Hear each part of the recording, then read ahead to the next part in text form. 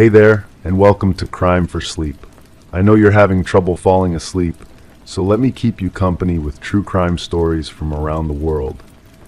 Before we dive in, I'm curious, where did you first hear this one? If you enjoy these stories, don't forget to like, comment, and subscribe. Now get comfortable, and let's get into tonight's case. Crime 1, it started with faint scratching. I thought it was just rats or pipes settling. But one night I pressed my ear against the living room wall and heard a voice whispering, soft like a lullaby but wrong. I couldn't make out the words, only the rhythm. I tried recording it, but nothing ever played back. That wall became an obsession. I started tearing away at the drywall.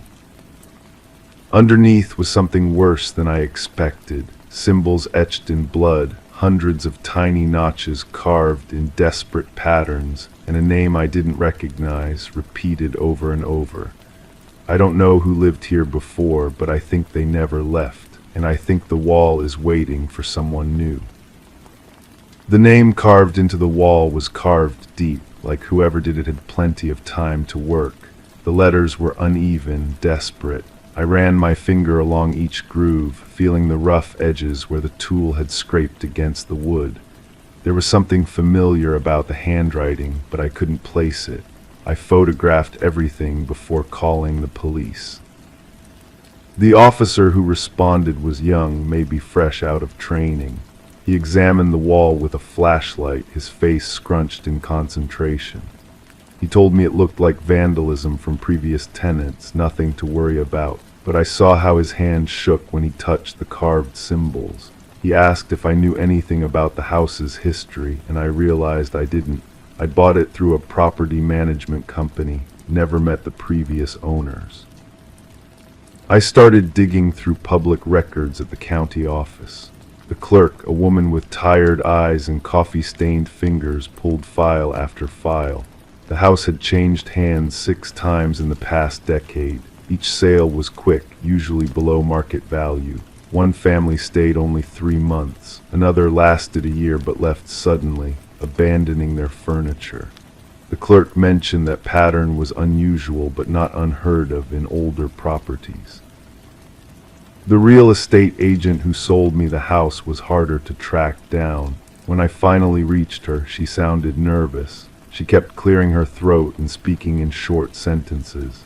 She said she disclosed everything required by law, but when I pressed her about the previous tenants, she got defensive. She mentioned something about a family emergency that forced the last owners to leave quickly. Her voice cracked when she said it. I found the previous owner's forwarding address buried in the paperwork. The house sat on a quiet street lined with similar homes, all built in the same era. I knocked on the door and a woman answered with suspicious eyes. When I mentioned my address, her face went pale. She invited me in but kept glancing toward the stairs as if someone might be listening. She told me about the sounds. The scratching started soon after they moved in. Her husband said it was just the house settling, but she knew better. She'd grown up in old houses, understood their normal sounds. This was different. She started hearing whispers late at night, always from the same wall. Her young daughter began having nightmares, claiming someone was talking to her through the wall. The woman's hands trembled as she poured coffee. She said they'd tried everything, pest control, contractors, even had the electrical system checked. Nothing explained the sounds. One night she found her daughter sitting by the wall, having a conversation with someone who wasn't there. The child said the voice was teaching her a song, but when asked to sing it, she couldn't remember the words. They decided to investigate the wall themselves. Behind the drywall, they found the carvings. The woman's voice dropped to a whisper when she described them. She said there were dates carved alongside the symbols, spanning several years. Some of the blood looked fresh, as if someone had been adding to the collection recently. That's when they called the police. The investigation lasted weeks. Officers interviewed neighbors, checked missing person reports, even brought in specialists to analyze the blood. Some of it was human, some animal. The dates didn't match any known disappearances in the area. The symbols appeared to be random scratches, not part of any known language or cult practice. The case was eventually closed due to lack of evidence. The woman said something that made my blood run cold. She mentioned that during the investigation, one of the officers had asked if they'd noticed any changes in their behavior since moving in. She hadn't thought about it before, but yes, her husband had become more irritable, more secretive. She'd started having trouble sleeping, would wake up feeling like someone had been watching her. Their daughter had become withdrawn, spending hours alone in her room. I thanked her and left, but her words echoed in my head during the drive home. I noticed changes in myself too. I'd been more isolated lately, avoiding friends, spending long hours staring at that wall. My appetite had decreased, and I developed a habit of checking locks multiple times before bed. I'd attributed it to stress from the move, but now I wondered if there was another explanation. Back at my house, I examined the wall again. The carvings seemed deeper than before, more defined. I counted the notches. There were definitely more than I'd remembered. I took new photographs and compared them to the ones from days earlier. The differences were subtle but undeniable. Someone had been adding to the collection. I installed a security camera pointed at the wall. For 3 nights, nothing happened. On the 4th night, I woke to the sound of scratching. I checked the camera feed on my phone, but the image was distorted, filled with static. When I went to the living room, the scratching stopped. In the morning, I found fresh marks on the wall, tiny scratches that hadn't been there before. I started sleeping in the living room, determined to catch whoever was doing this. I kept a baseball bat nearby and my phone ready to call police. The scratching came every night, always when I was on the edge of sleep. I'd jolt awake, grab my phone, but the camera would show nothing but empty room. Yet in the morning, there were always new marks. The symbols began to form patterns. What had seemed like random scratches now looked deliberate, purposeful. I researched similar cases online, found forums dedicated to unexplained phenomena.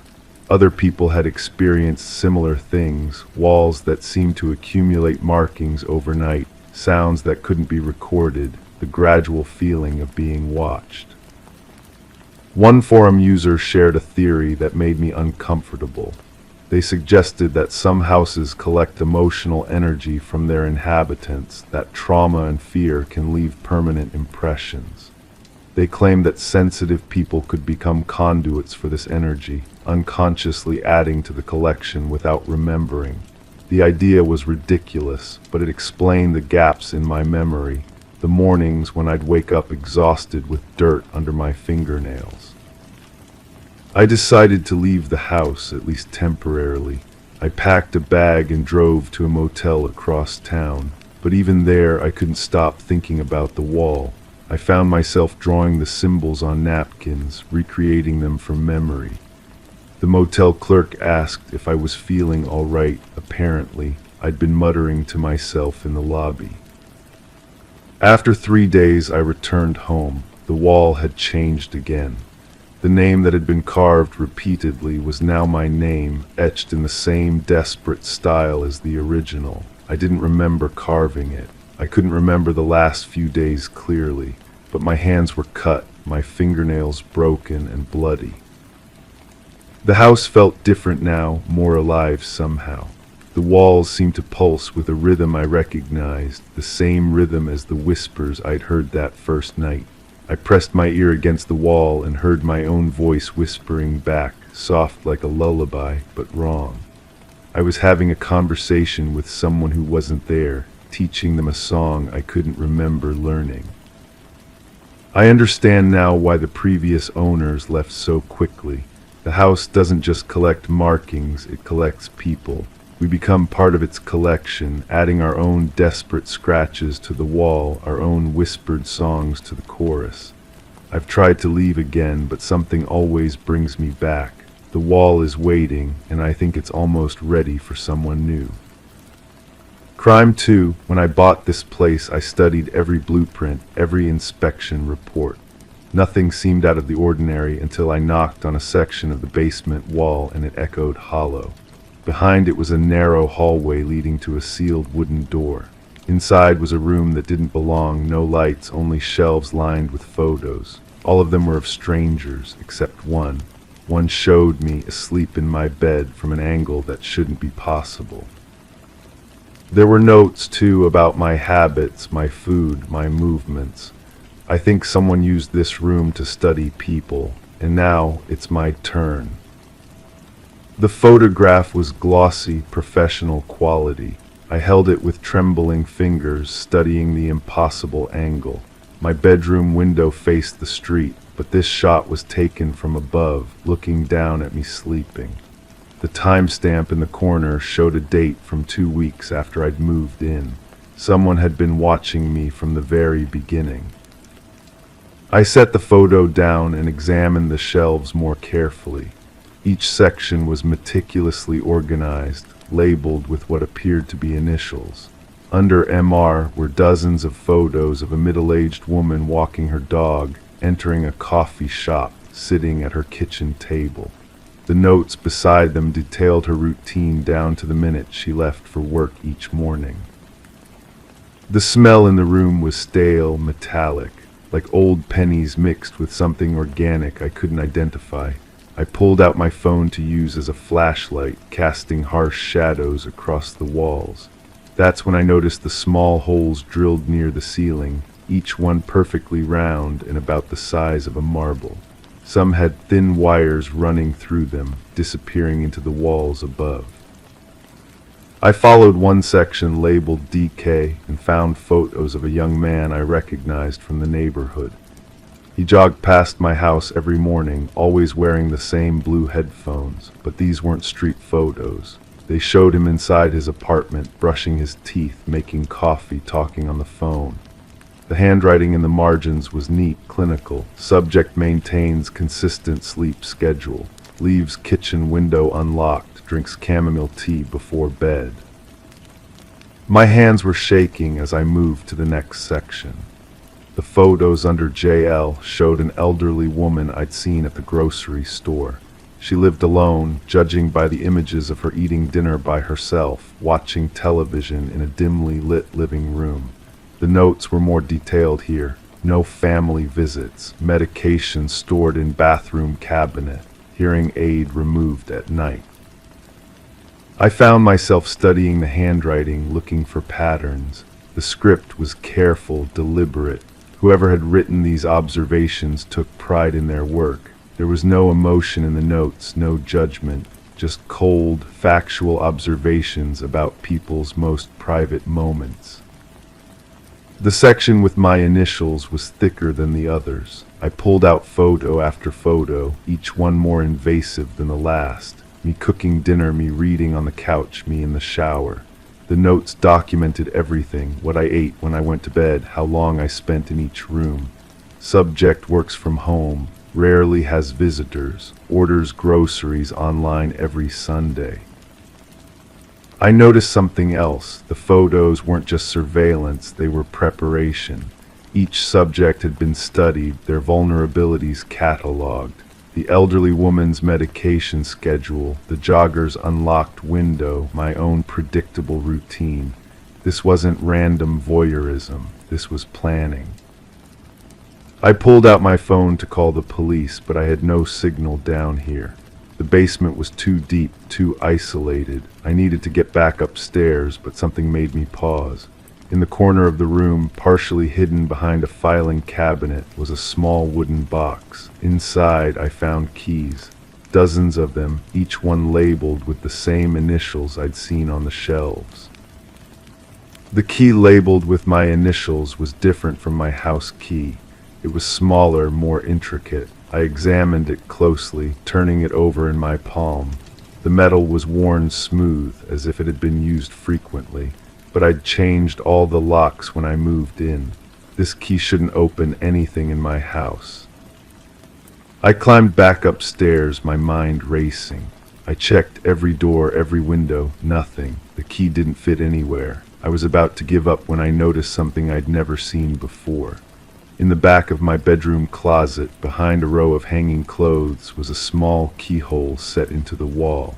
It was painted the same color as the wall, almost invisible unless you knew where to look. The key fit perfectly. Behind the hidden panel was a narrow space, just wide enough for a person to crawl through. I grabbed my phone's flashlight and peered inside. It was a passage that ran behind the walls of my bedroom, with small openings that looked directly into my most private spaces. Someone had been watching me not just from outside, but from inside my own home. I crawled through the passage, my heart pounding. It connected to similar spaces behind other rooms in the house. The bathroom, the kitchen, the living room. Every space had been compromised, turned into a viewing gallery for someone's twisted hobby. The walls were lined with more notes, more observations. Subject sleeps on left side of bed, wakes up twice per night, talks to herself when cooking. When I emerged from the passage, I was shaking. I needed to call the police, but first I had to understand what I was dealing with. I went back to the hidden room and began photographing everything. The notes, the photos, the filing systems. As I worked, I started to notice patterns in the handwriting, the careful script, the specific abbreviations, the way certain letters were formed. I'd seen this handwriting before. I rushed back upstairs to my kitchen, where I kept important documents in a drawer. Purchase agreements, inspection reports, correspondence with the real estate agent. I pulled out the letter from the previous owner, the one who'd sold me the house. The handwriting was identical. The previous owner hadn't just sold me a house, they'd sold me a research project. I was the newest subject in their collection, the latest person to be studied and catalogued, but unlike the others, I'd found their secret. I discovered their hidden room, their surveillance network, their years of careful observation. I sat at my kitchen table, staring at the letter. The previous owner had been so helpful during the sale, so accommodating. They'd even left me their forwarding address in case any mail arrived. But now I understood why they'd been so willing to sell. They didn't need to live here anymore. They'd built something better than ownership. They'd built access. I thought about all the other houses they might have owned, all the other people they might have studied. The photos in that room represented years of work, dozens of subjects, countless hours of observation. I was just the latest addition to their collection. I picked up my phone to call the police, but something stopped me. If I reported this, they'd investigate. They'd tear apart my house, examine every inch of those passages.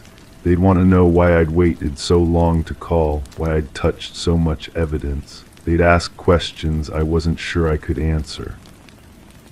And there was something else, something I didn't want to admit, even to myself. As I'd looked through those photos, those careful observations, I'd felt a strange fascination. The attention to detail, the methodical approach, the way every aspect of a person's life could be reduced to patterns and predictions. It was horrifying, but it was also impressive. I found myself wondering about the other subjects. Were they still being watched? Did they know? Had any of them ever found their own hidden rooms, their own impossible photographs? Or was I the first to discover the truth? I went back to the basement one more time, telling myself I was looking for more evidence, but really I wanted to understand. I wanted to see what the previous owner had seen, to understand how they'd turned observation into art. The photos were more than just surveillance. They were a study of human behavior, a catalog of our most private moments. I spent the rest of the night in that room, reading through the notes, studying the photographs. Each subject had been different, but the approach was always the same. Patient observation, careful documentation, meticulous planning. It was the work of someone who understood that the most interesting things about people happen when they think no one is watching. When morning came, I realized I hadn't called the police. I'd been too fascinated, too absorbed in the mystery. I told myself I needed more evidence, more understanding, but the truth was simpler than that. I didn't want it to stop. I wanted to know how the story ended. I went back to the photos of the elderly woman, the jogger, the others. I studied their faces, their routines, their vulnerabilities. I wondered if they were still being watched, if somewhere out there the previous owner was still taking notes, still collecting their secrets, or if perhaps it was my turn to continue the work. The room was waiting for me. The cameras were in place, the passages were mapped, the system was ready. All I had to do was choose my first subject. Crime 3, I adopted a rescue dog. Sweet, calm, never barked until the day she growled at the hall closet and refused to go near it. No matter what I did, she stayed clear of that door. One night she started howling, pawing at my door, trying to warn me. I checked the closet, empty, but then I noticed the floor vent inside was loose. When I pulled it free, I found a hidden space with a stack of old photos, all showing different people bound and gagged. And every photo had a date scrawled on the back except one. That one had a note instead, "You're next." The photos felt cold between my fingers. Real photo paper, not digital prints. The kind that leaves fingerprints on the glossy surface. I counted them twice. 7 faces, 7 dates spanning decades. The oldest dated back to when this house was built, according to the real estate documents I'd signed just months before. My dog whimpered from the hallway, still refusing to cross that invisible line she'd drawn around the closet. Her breathing came in short, anxious puffs. I'd never seen her behave like this, not even during thunderstorms or when strangers knocked on the door. I spread the photos across my kitchen table under the harsh fluorescent light. Each face told a story I didn't want to read. Young, old men, women, all with the same terrified expression, the same desperate eyes pleading with whoever held the camera. The dates were written in different handwriting, different pens, different decades. Multiple people had been involved in this, or one person had been at it for far longer than seemed possible. The note on the unmarked photo was written in fresh ink. The paper wasn't yellowed like the others. Someone had been here recently. Someone who knew I'd moved in. Someone who knew I'd eventually find what they wanted me to find. I called the police. Detective Martinez arrived within the hour, her partner trailing behind with evidence bags and a camera. They documented everything, asked questions about the previous owner, about who had access to the house, about whether I'd noticed anything unusual before tonight. The previous owner had died in a care facility, they told me. Natural causes, no next of kin. The house had sat empty for 2 years before I bought it, but the lockbox on the front door had been tampered with recently. Someone had been watching, waiting. Detective Martinez held the unmarked photo up to the light. "This paper is different," she said. "Newer stock. This wasn't taken with the others." Her partner bagged the vent cover, dusting it for prints. "Multiple sets," he confirmed. "Some old, some fresh. We'll run them through the system." But I already knew what they'd find. Nothing. Whoever had left that note wasn't careless enough to leave identifying prints on a threat. They'd been planning this reveal for months, maybe years. They'd watched me move in, watched me settle into routines, watched me adopt a dog who could sense what I couldn't. The investigation moved slowly. The photos were analyzed, digitized, compared against missing persons reports. 3 of the faces matched cold cases from different decades. The others remained nameless, their stories lost to time and buried evidence. I installed security cameras, changed all the locks, had the vent sealed permanently. But the dog still wouldn't enter that closet. She'd sit at the threshold, staring into the empty space, occasionally whimpering at shadows I couldn't see. The detective called every few days with updates that weren't really updates. No new leads, no matching prints in the system. The handwriting analysis was inconclusive. The note could have been written by anyone, anywhere, any time in the past few months. I started noticing things, a car that parked too long across the street, footprints in the garden that weren't mine, the mail being delivered later than usual, as if someone had been rifling through it first. Small things, probably nothing, but after finding those photos, probably nothing felt like definitely something. My neighbor mentioned seeing someone in my backyard one evening while I was at work. Looked like maintenance, she said. Had a clipboard. Figured you'd hired someone to check the utilities. I hadn't hired anyone. I called the utility companies. No scheduled visits, no maintenance requests, no record of anyone being sent to my address. The dog's behavior changed. She stopped eating regularly, started following me from room to room, never more than a few feet away. At night, she'd position herself between me and the closet, like a guardian protecting something precious. I found myself checking the closet multiple times each day, opening the door, examining the walls, running my hands along the baseboards looking for more hidden spaces. The wood felt normal, sounded normal when I tapped it, but normal didn't mean safe anymore. The detective visited again after 3 weeks. We've hit a wall, she admitted. The photos are evidence of crimes, but crimes that happened decades ago. The note could be a prank, could be someone trying to scare you out of the house, could be the real thing. We can't know for sure. She recommended I consider moving. Sometimes the best solution is the simplest one, she said. Fresh start, new address, peace of mind. But moving felt like surrender, like admitting that whoever had left that note had won.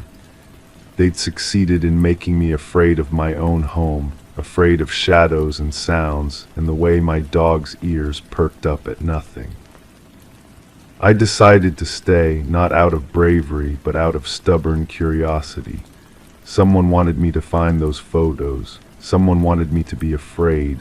Someone was still watching, still waiting for whatever came next. The dog eventually returned to normal, mostly. She'd enter the closet now, but only when I was with her. She'd sniff the corners, check the sealed vent, then look at me as if to say the danger had passed. But I knew better. The danger hadn't passed. It had just changed form. Instead of hiding in vents and old photographs, it was hiding in plain sight, in familiar faces that might not be as friendly as they seemed, in routine interactions that carried hidden meanings, in the growing certainty that someone very close to me knew exactly what I'd found and exactly what they planned to do about it. The unmarked photo still sits in an evidence bag somewhere, filed away with hundreds of other unsolved cases. But I remember every detail of that face, every shadow, every strand of hair, because sometimes when I'm walking through the house at night, I catch a glimpse of my own reflection in the dark windows. And sometimes that reflection looks exactly like the face in the photograph. Crime 4, it wasn't squatters or previous tenants, it was something else. I moved into what was supposed to be a brand new house, but I kept finding signs that someone had already been living there.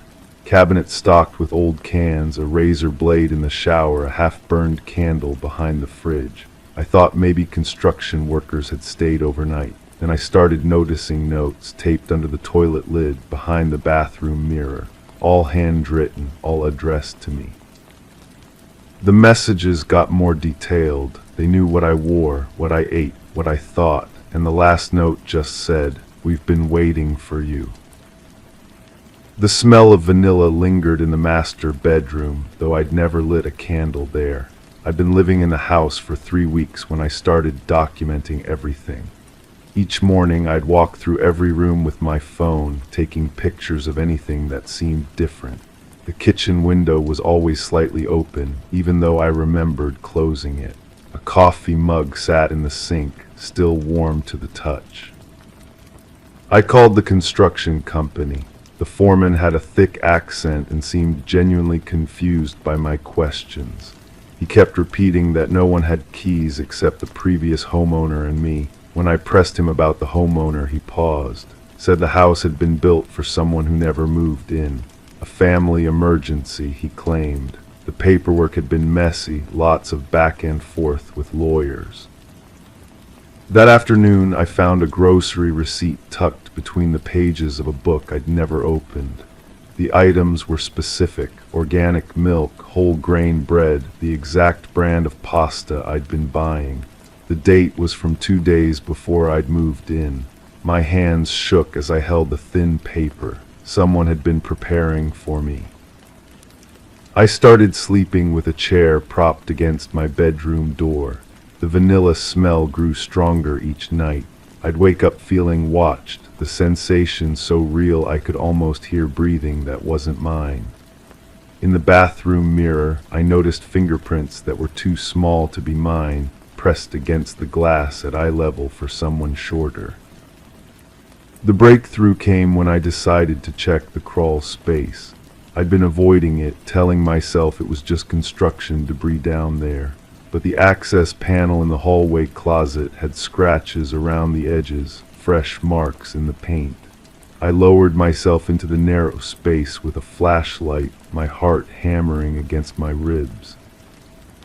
The beam caught something immediately, a sleeping bag neatly rolled. Next to it, a plastic container filled with photographs. All of them were of me, some taken through my kitchen window as I cooked dinner, others showing me loading groceries into my car. A few captured me sleeping, taken from what had to be inside my own bedroom. My stomach turned as I flipped through them. At the bottom of the stack, I found pictures of the house being built. Someone had been documenting the construction process, watching as my future home took shape. But it was the final photograph that made my blood freeze. It showed me signing the purchase papers in the real estate office, but it was taken from behind the agent's desk.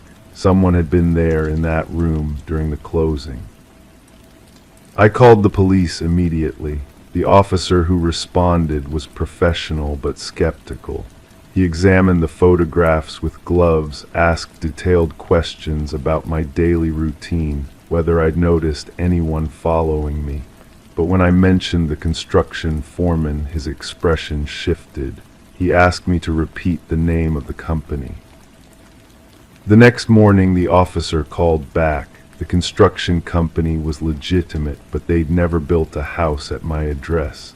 The permits were forged, the paperwork fabricated. My deed was real, but the house had been built without authorization on land that belonged to someone else entirely. Someone who had disappeared 6 months earlier. I spent the rest of that week in a hotel trying to process what I'd learned.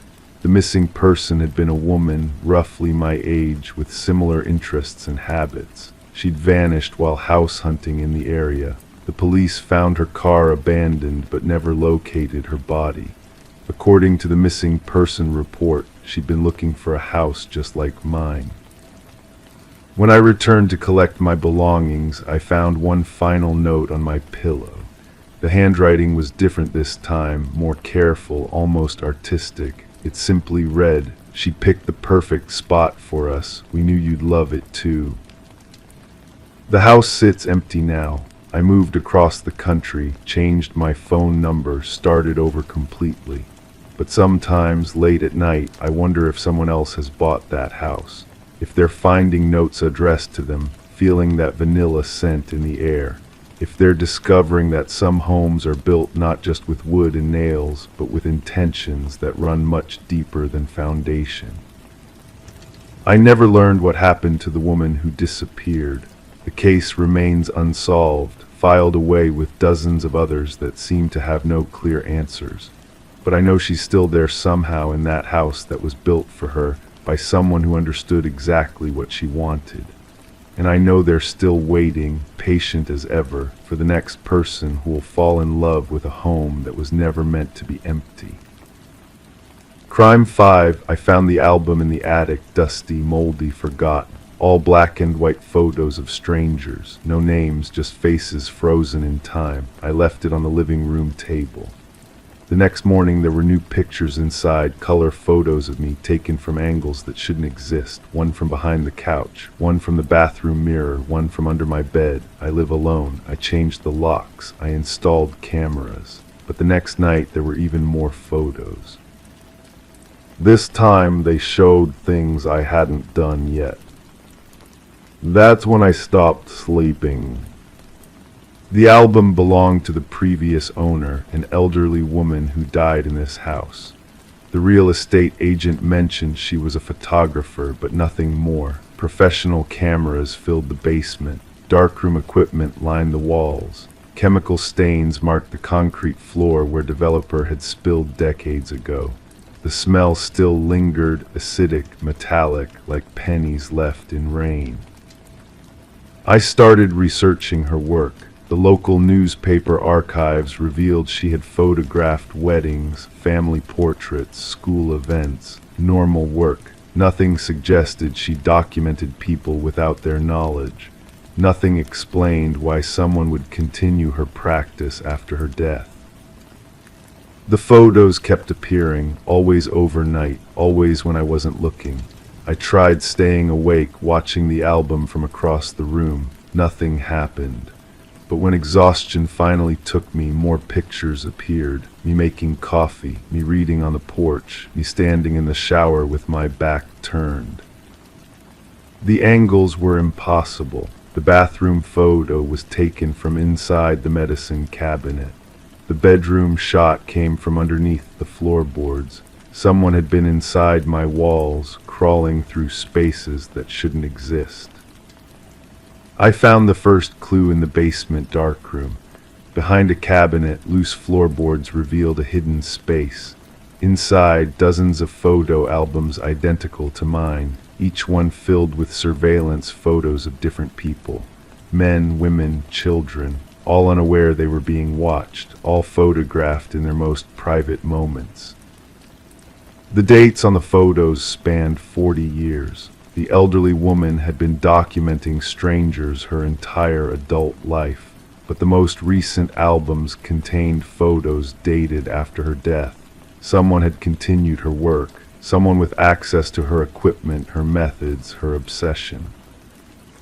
I confronted the real estate agent. She shifted uncomfortably, avoiding eye contact.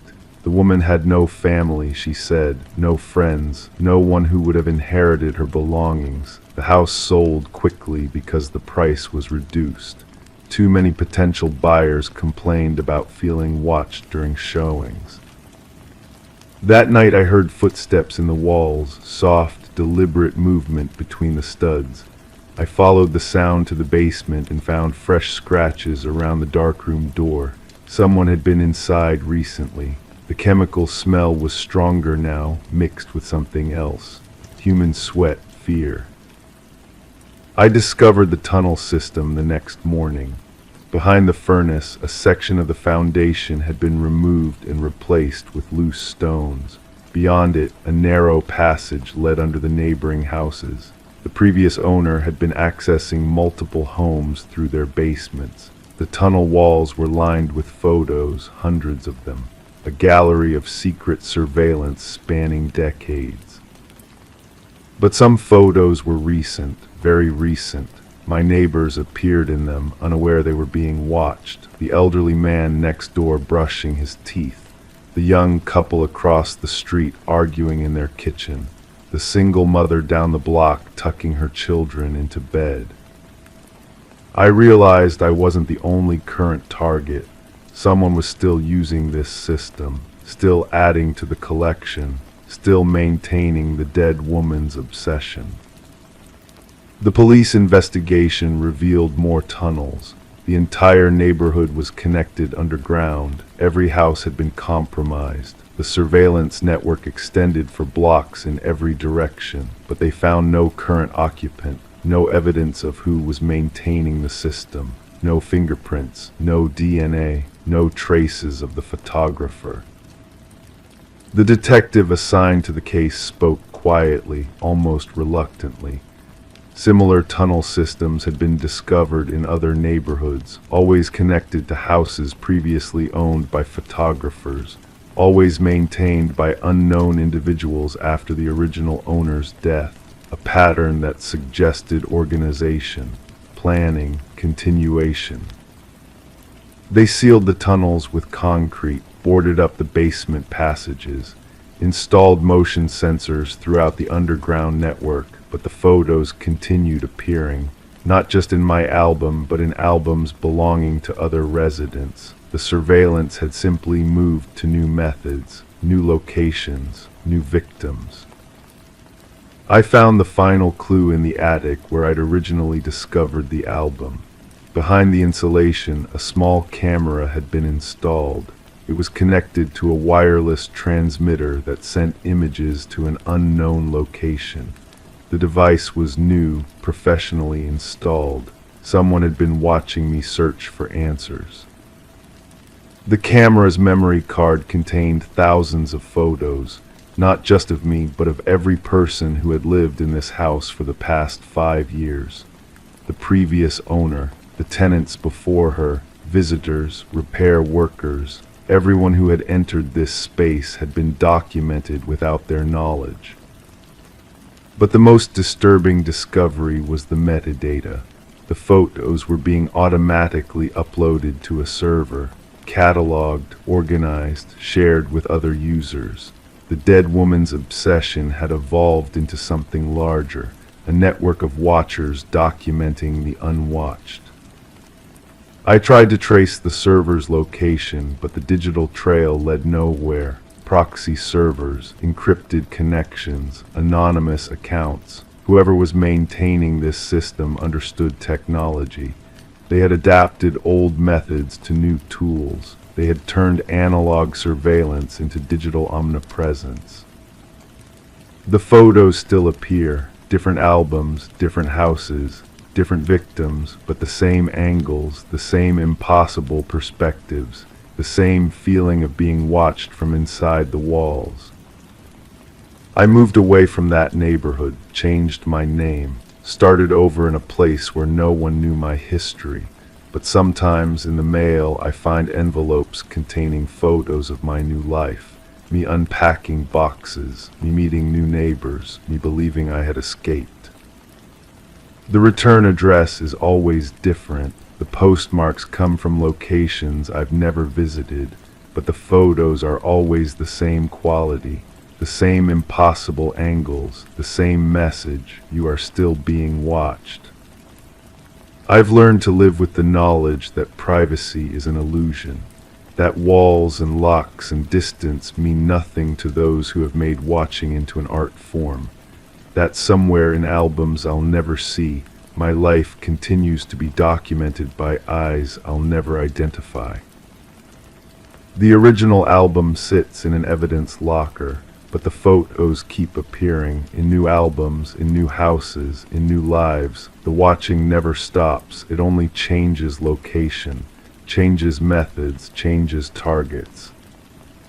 And sometimes, late at night, I wonder if the dead woman ever knew she was being watched while she watched others, if her photos were added to someone else's collection, if her obsession was simply her assigned role in a larger system of surveillance. If we're all just subjects in albums we'll never see, documented by watchers we'll never meet, for purposes we'll never understand. The photos continue to appear, and I continue to live as if I'm not being watched, because the alternative is madness, because the truth is too large to comprehend, because somewhere in the darkness between the walls the cameras are still recording. Crime 6, the will was vague, but I followed through. The house was old, remote, and falling apart. I expected cobwebs and rot, not a steel door under the kitchen tiles. It led to a bunker, complete with cells, real ones, chains on the wall, locks rusted shut. Inside one cell I found a journal with hundreds of entries, all about testing, conditioning, and control. The last pages were smeared with blood. Then I heard a sound from behind one of the locked doors. Not an animal, not an echo. A voice, and it knew my name.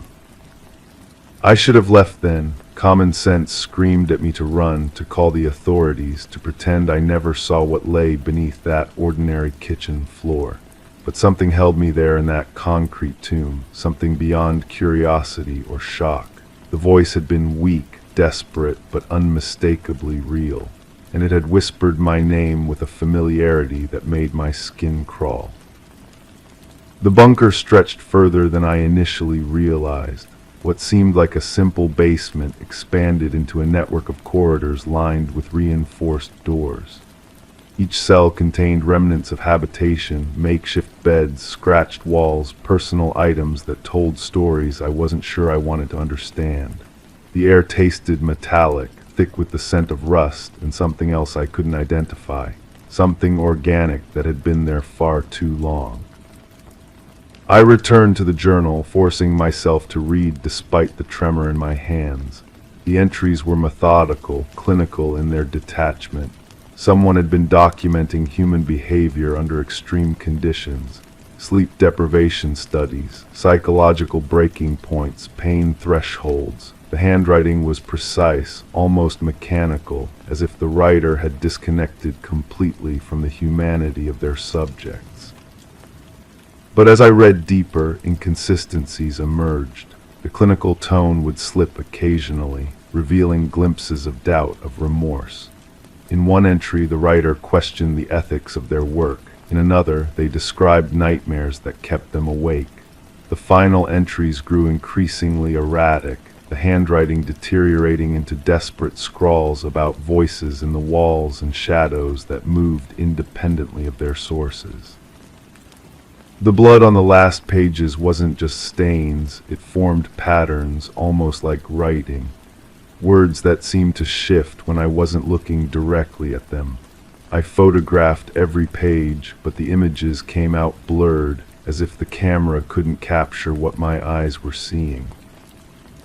When I returned to the locked door where I'd heard the voice, silence greeted me. I pressed my ear against the cold metal, holding my breath. Nothing.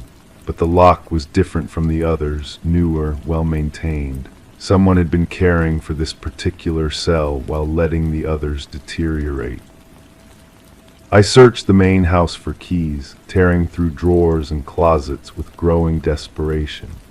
In the master bedroom, behind a false panel I discovered by accident, I found a metal box containing dozens of keys and a stack of photographs.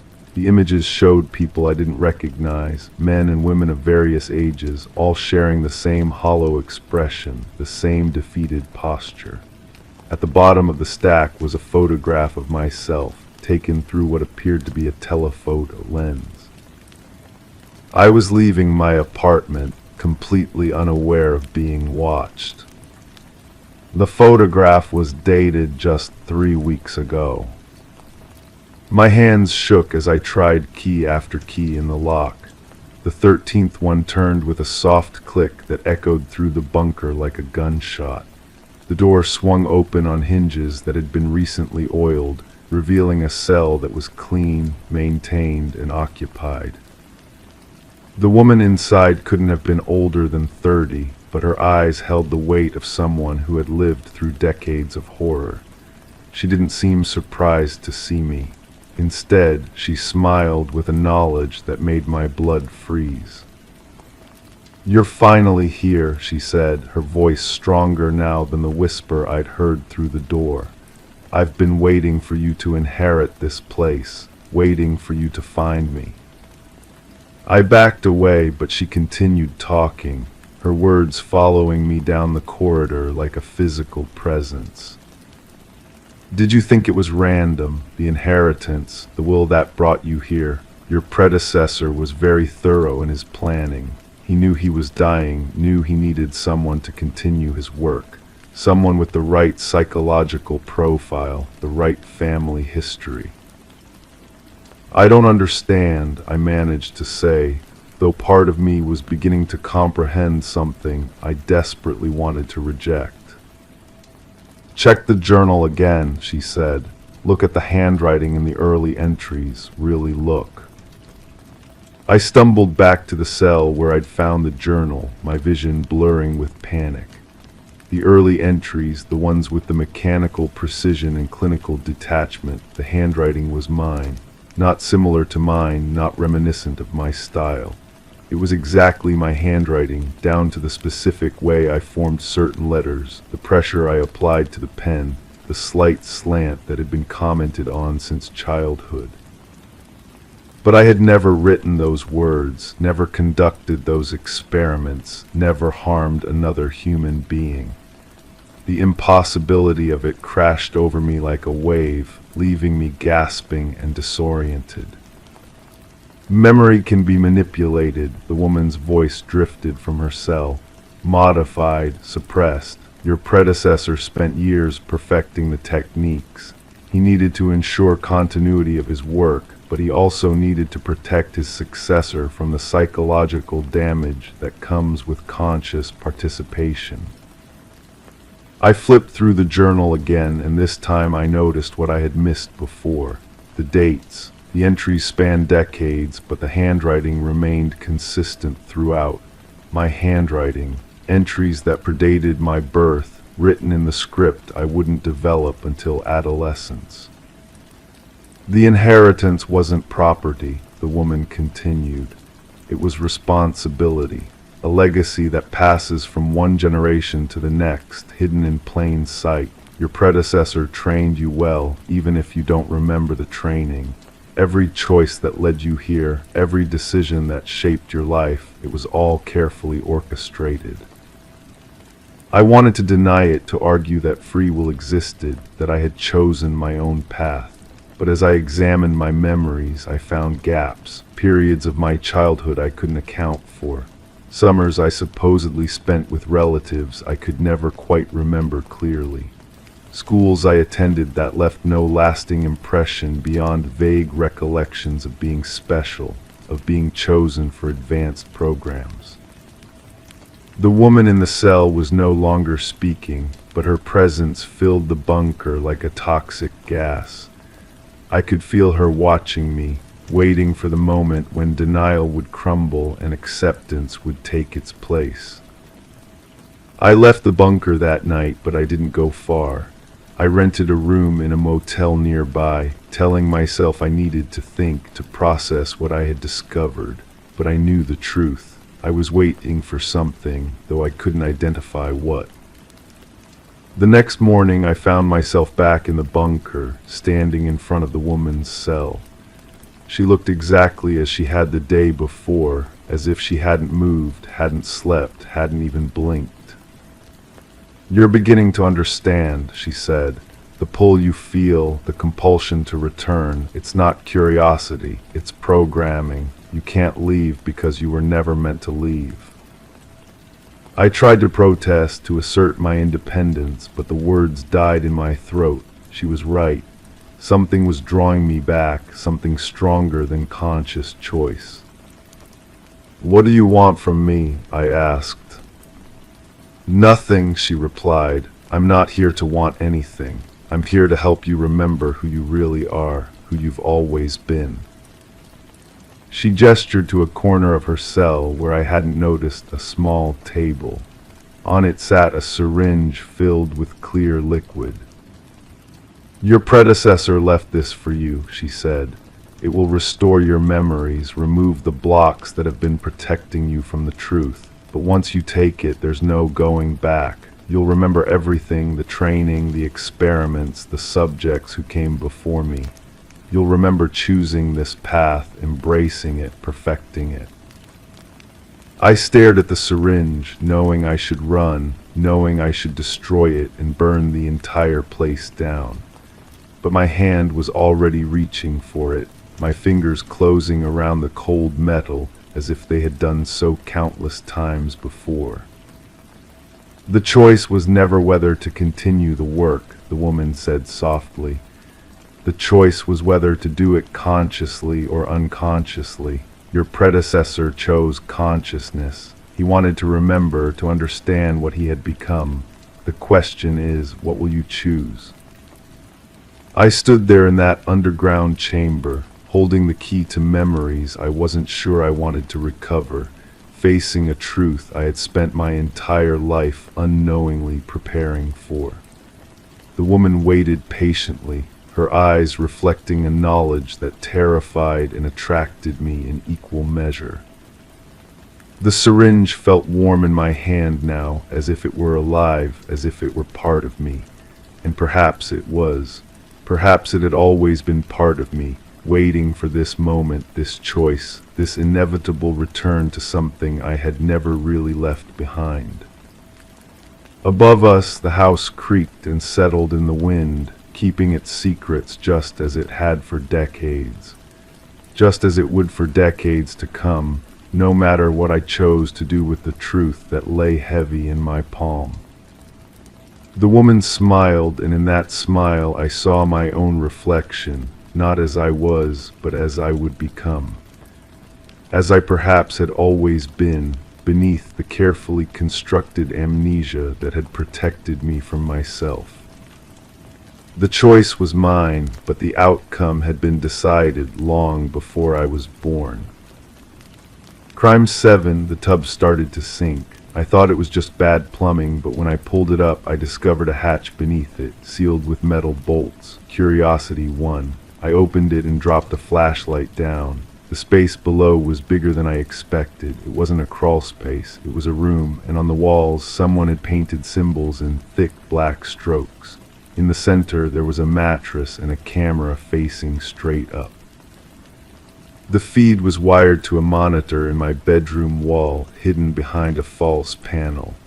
Someone had been watching, recording, and now they were watching me discover it. I should have called the police immediately.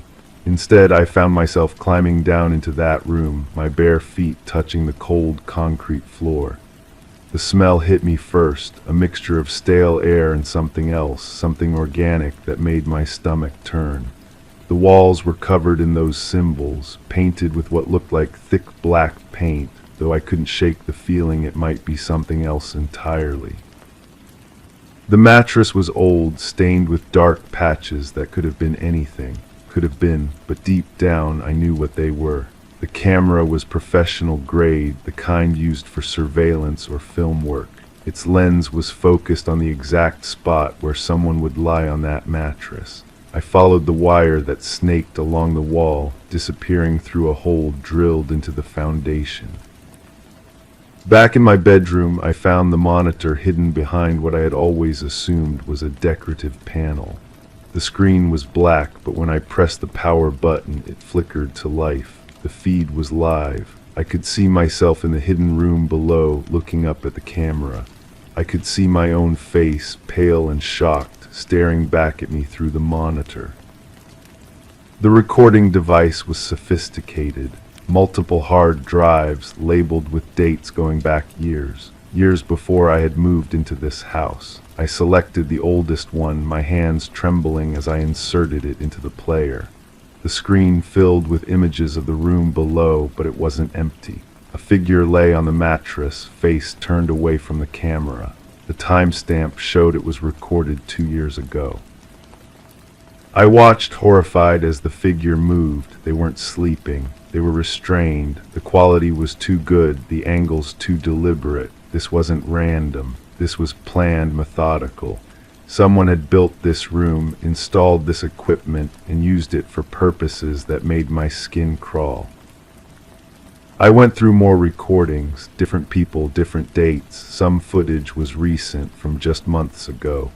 The previous owner of the house had sold it to me in a hurry, claiming a sudden job relocation. He had been eager to close quickly, offering to leave behind furniture and appliances. I had thought it was generous. Now I wondered what he had really been trying to hide.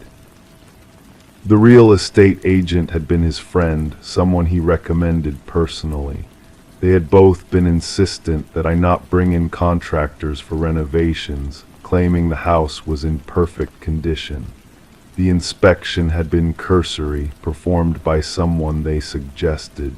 The pattern was becoming clear, and it terrified me. I found a hidden drawer in the desk upstairs, behind a false back panel.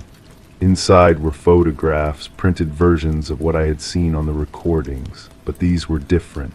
These showed faces clearly, people I recognized from the neighborhood. The woman who jogged past my house every morning, the man who delivered my mail, the teenager who lived 3 houses down. Among the photographs was a journal, written in careful handwriting. The entries detailed a methodical process of observation, selection, and invitation. The previous owner had been watching the neighborhood for years, identifying targets, learning their routines. The hidden room wasn't just a recording studio, it was a trap. The journal described how easy it was to lure people into the house. A fake emergency, a request for help, an invitation for coffee. Once inside, they would be drugged, carried to the room below, and recorded. The entries were clinical, detached, describing human beings as subjects in an experiment. I called the police, but when they arrived, something felt wrong. The officer who responded was someone I recognized from one of the photographs. He examined the room briefly, took some notes, and told me he would file a report. He suggested I might want to seal the room and forget about it. For my own safety, he said, some things were better left undisturbed. The next morning, I found a note slipped under my door. It was written in the same careful handwriting as the journal. It thanked me for my discretion and suggested that I might want to continue the previous owner's work. There was money in it, the note explained, good money, and people who asked too many questions sometimes disappeared. I realized then that I wasn't just the new owner of this house. I was the new keeper of its secrets. The hidden room, the recordings, the network of people who knew about it and protected it. I had stumbled into something much larger than one person's twisted hobby. This was organized, systematic, and ongoing. The symbols on the walls weren't random. They were a code marking different types of recordings, different categories of victims. The system was sophisticated, with multiple levels of security and backup storage. This wasn't the work of a single disturbed individual. This was a business. I tried to leave, but my car wouldn't start. The phone lines were cut. The neighbors I approached for help looked at me with knowing expressions and closed their doors. The jogger who passed my house every morning stopped running past my street. The mail carrier began leaving packages at the end of my driveway instead of coming to the door. The monitor in my bedroom now showed more than just the hidden room. Cameras had been installed throughout the house, capturing my every movement. I was being watched, recorded, analyzed. The hunter had become the hunted, and somewhere in the darkness, someone was deciding whether I would become the next subject in their collection or the next keeper of their secrets. I sit here now writing this account, knowing that every word is being recorded. The hidden room below still smells of fear and desperation. The recordings still play on the monitor, and I still don't know if I'm a victim or an accomplice in something too horrible to fully comprehend. The truth is, I'm not sure I want to know anymore. Crime 8, my ceiling started sagging. I thought it was just bad insulation. I went into the crawl space to check. Everything looked fine until I saw it. A mattress pushed against the far end, surrounded by snack wrappers, half-burned candles, and children's drawings. One drawing showed the layout of my house, accurate down to the furniture.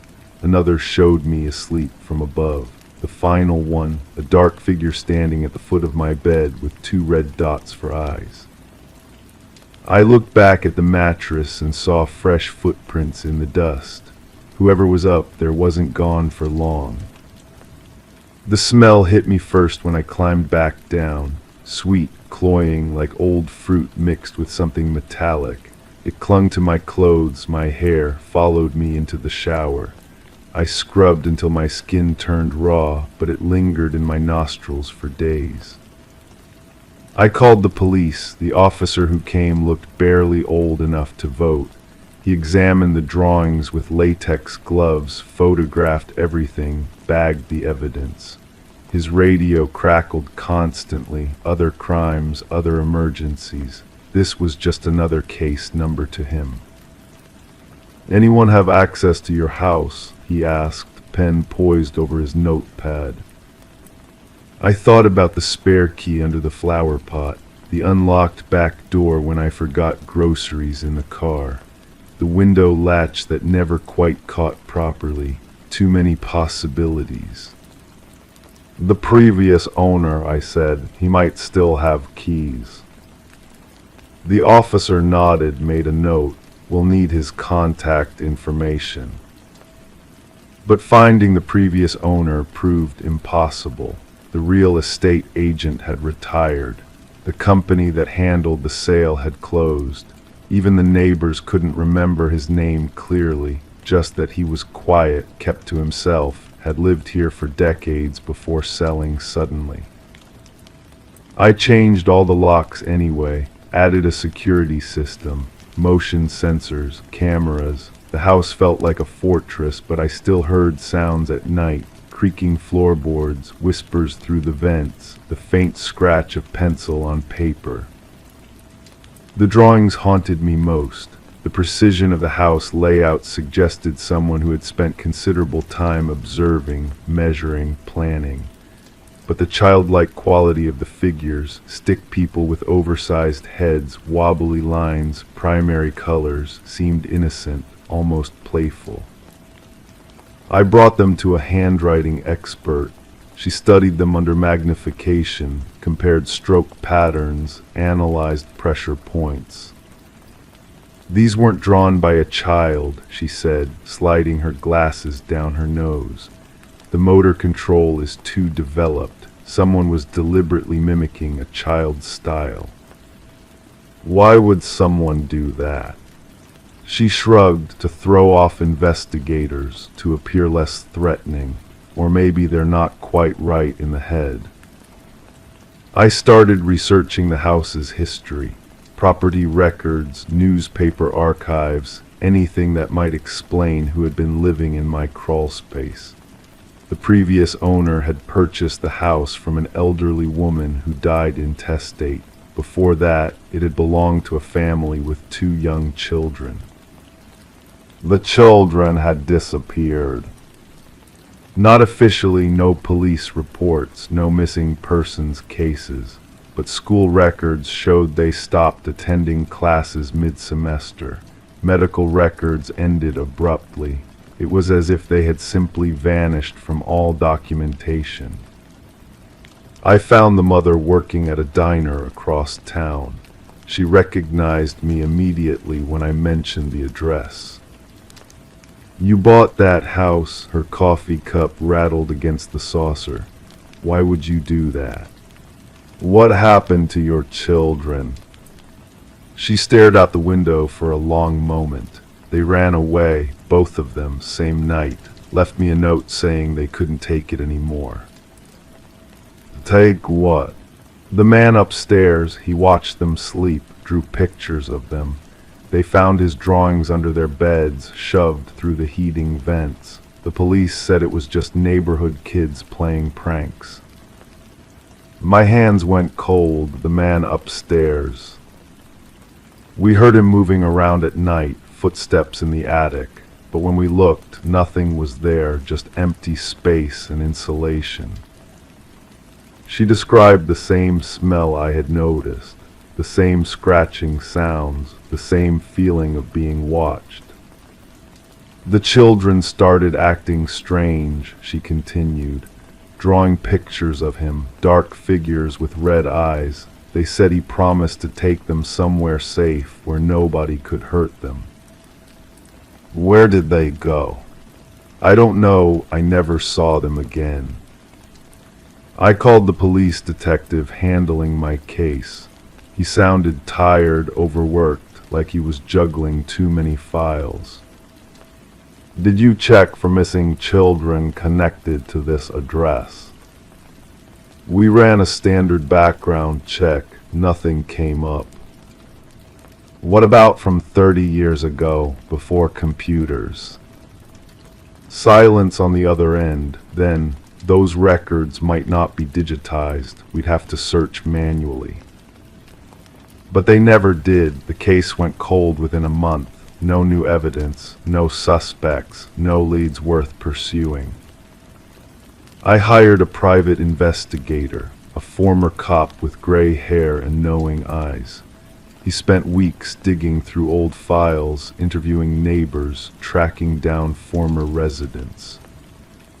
There's something here, he told me over coffee. Too many coincidences, too many people who suddenly moved away, too many children who just disappeared from the system.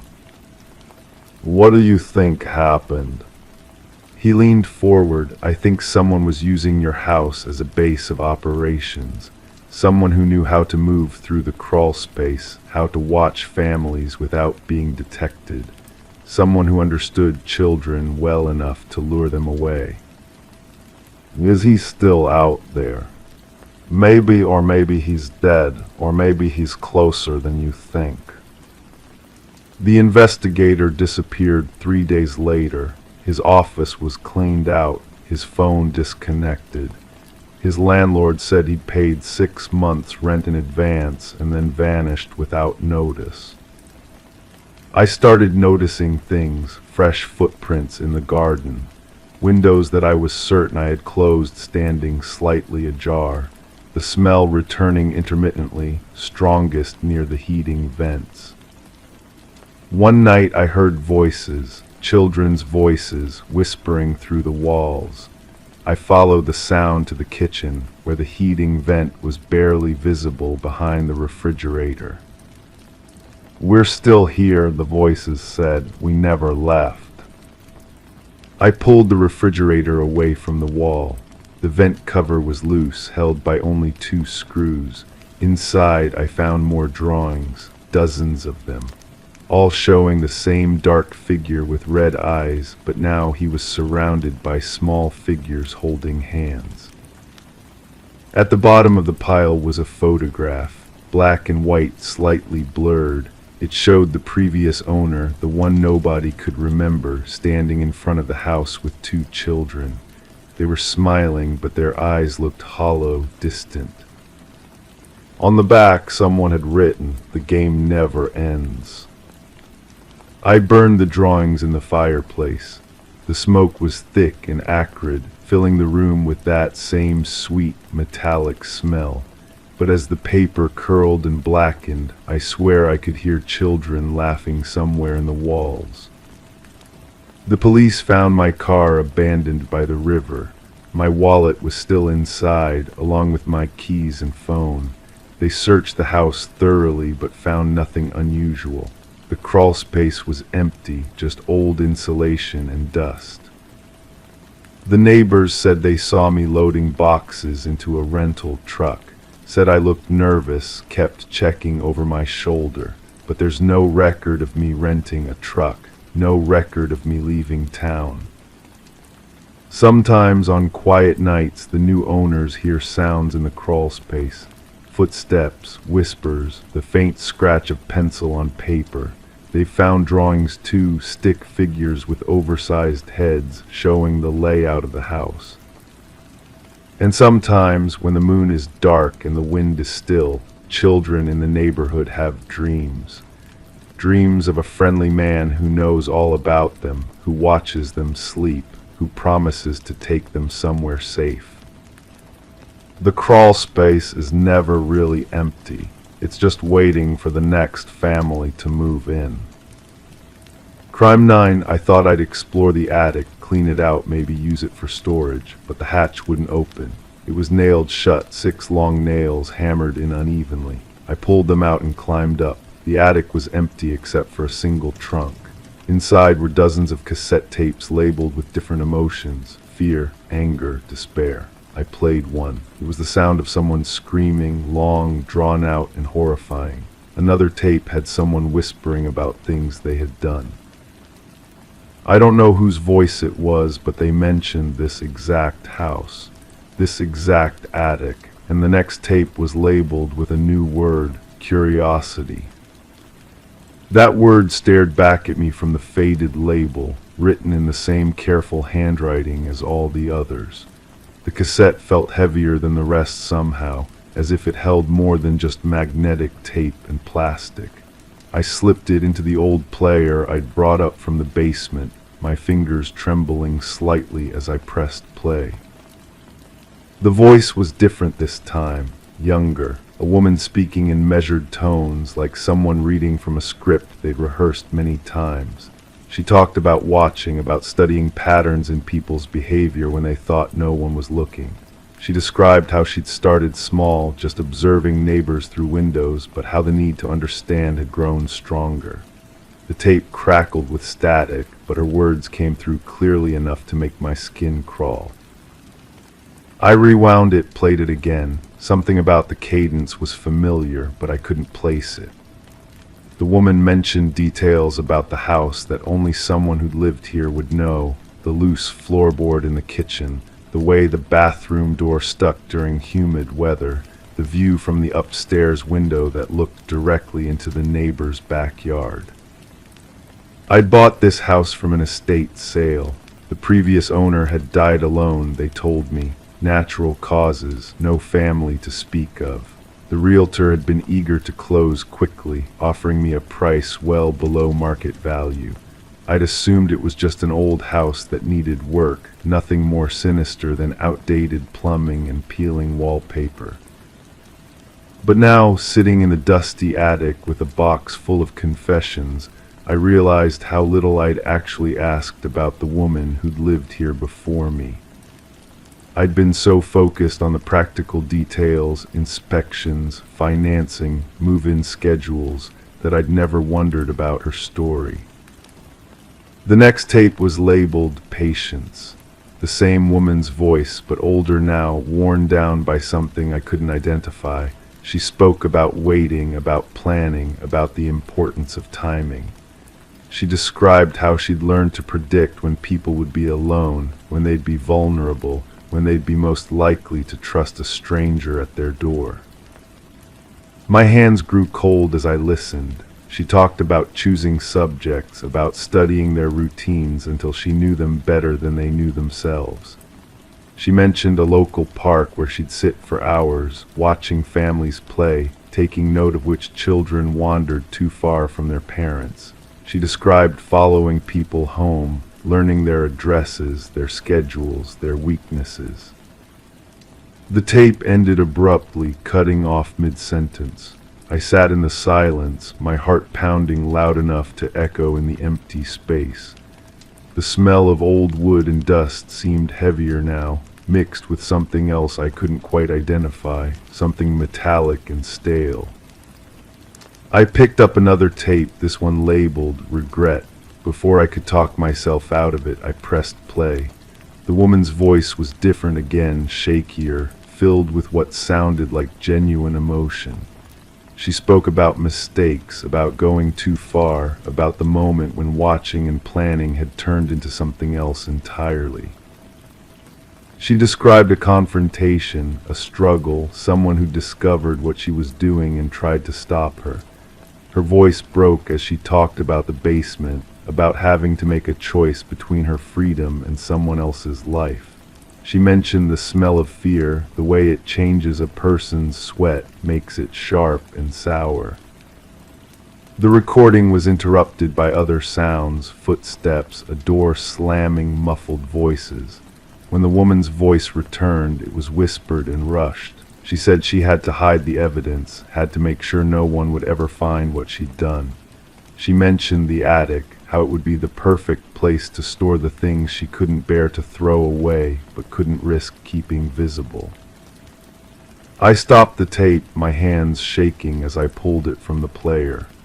The trunk seemed to glow in the dim light filtering through the single attic window, its contents spreading around me like accusations. I counted the tapes again, 47 in total, spanning what appeared to be years of escalating obsession. The labels told a story by themselves: curiosity, patience, watching, following, contact, trust, betrayal, panic, silence. The handwriting remained consistent throughout, though it became more erratic toward the end, as if the woman had been writing in darkness or in haste. I found a small notebook tucked beneath the tapes, its pages filled with addresses, names, detailed observations about strangers' daily routines. My own address was listed on the final page, along with notes about my work schedule, my car, my habit of leaving the back door unlocked when I took out the trash. The entries about me were dated just a few weeks before the estate sale, before the woman had died. She'd been watching me, studying me, perhaps planning something that death had interrupted. The realization hit me like a physical blow. I hadn't chosen this house randomly. Somehow, I'd been chosen for it. I climbed down from the attic, leaving the tapes and notebook behind, but their weight seemed to follow me. Every creak of the floorboards, every shadow in the corners, every ordinary sound of the house settling felt different now. I called the realtor, demanded to know more about the previous owner, about how she died, about why the house had been priced so low. The answers I got were vague, evasive. Natural causes, they repeated. No next of kin. The estate just wanted to close quickly. But when I pressed for details, when I asked about police reports or medical examiner findings, the conversation always seemed to drift away from specifics. I started researching on my own, digging through public records, old newspaper archives, missing person reports. I found patterns, people who disappeared over the years, always from the same general area, always under circumstances that suggested they'd left voluntarily. No signs of struggle, no evidence of foul play, just empty houses and unanswered questions. The woman's name appeared in connection with several of the cases, always as a concerned neighbor or helpful citizen who provided information to investigators. She'd been the one to notice when someone hadn't picked up their mail, when a dog had been left alone too long, when someone's routine had suddenly changed. She'd been helpful, observant, the kind of neighbor people appreciated in a community. But now I wondered if her helpfulness had been something else entirely. If she'd been the reason those people had disappeared, if she'd been reporting their absences because she'd known exactly why they were gone. The basement of my house had been thoroughly cleaned before I'd moved in, scrubbed down to the concrete with industrial-strength cleaners. I'd assumed it was just part of preparing the house for sale, but now I wondered what had needed to be cleaned so thoroughly, what stains had been covered, what evidence had been erased. I found myself listening to the tapes again, searching for clues I might have missed. The woman's voice became familiar, intimate in a way that made my skin crawl. She spoke about the basement in several recordings, about the soundproofing she'd installed, about the tools she'd collected, about the careful way she'd disposed of things that couldn't be kept. In one tape, she mentioned a specific date, describing it as the last time she'd need to use the basement for her purposes. When I checked the records, it was exactly 3 days before she died. The timing felt too convenient, too clean. I began to wonder if her death had been as natural as everyone claimed. But the deeper I dug, the more I realized that the answers I was looking for might not exist in public records or police reports. They might be here in this house, in the spaces between the walls and beneath the floorboards. The woman had been meticulous in her planning, careful in her execution. If she'd left evidence behind, it would be hidden where only someone living in the house would think to look. I began to understand that moving into this house hadn't been an accident or a coincidence. It had been part of a plan, a final act in a story I was only beginning to comprehend. The woman had died, but her work hadn't ended. She'd made sure someone else would find the tapes, would listen to her voice, would become invested in her story. And now, sitting in the house she'd carefully prepared for me, I realized I was exactly where she'd wanted me to be. The question that kept me awake wasn't whether she'd been guilty of the things she'd confessed to on those tapes. The question was whether I was meant to be her final victim or her replacement. Story 10. In the quiet stillness of the night, a gentle breeze whispered through the branches, casting dancing shadows across the walls of a Victorian-era home. Michael and Sarah Klein had never expected their new residence to hold such secrets beneath its charming facade. It all began with a simple water stain in the master bedroom, a seemingly innocent blemish on the floral wallpaper. As they peeled back the layers, each revealing a piece of the past, they uncovered a hidden narrative etched in ink. The name Alina Winters appeared repeatedly, a haunting echo from decades long gone. The handwriting, once elegant, had deteriorated into a frenzied scrawl that seemed to pulse with a mysterious energy. Questions lingered in the air like wisps of smoke, swirling around the couple as they delved deeper into the enigma. Who was Alina Winters, and why was her name so intricately woven into the very fabric of the house? The answers remained elusive, shrouded in the mists of time.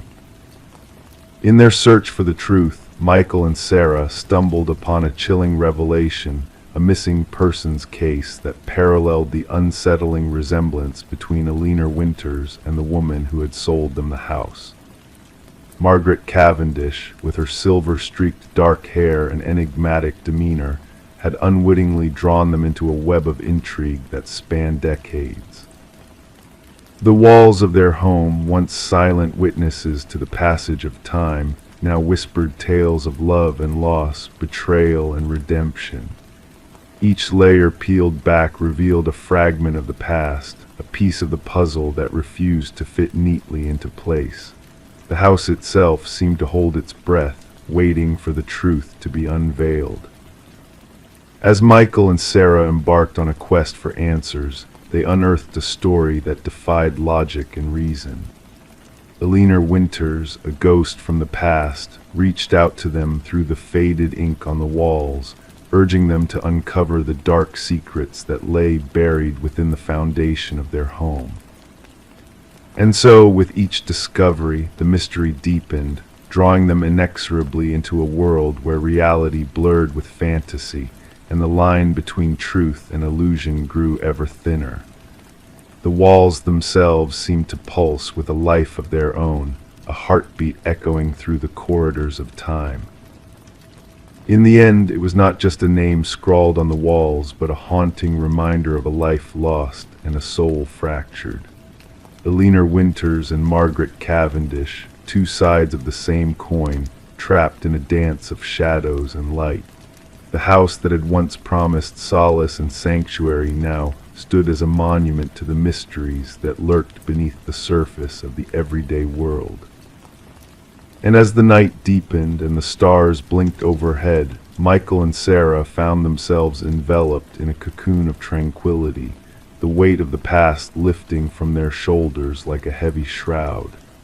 In the embrace of the darkness, they discovered a peace that transcended the boundaries of time and space, a sanctuary forged from the ashes of a forgotten tale.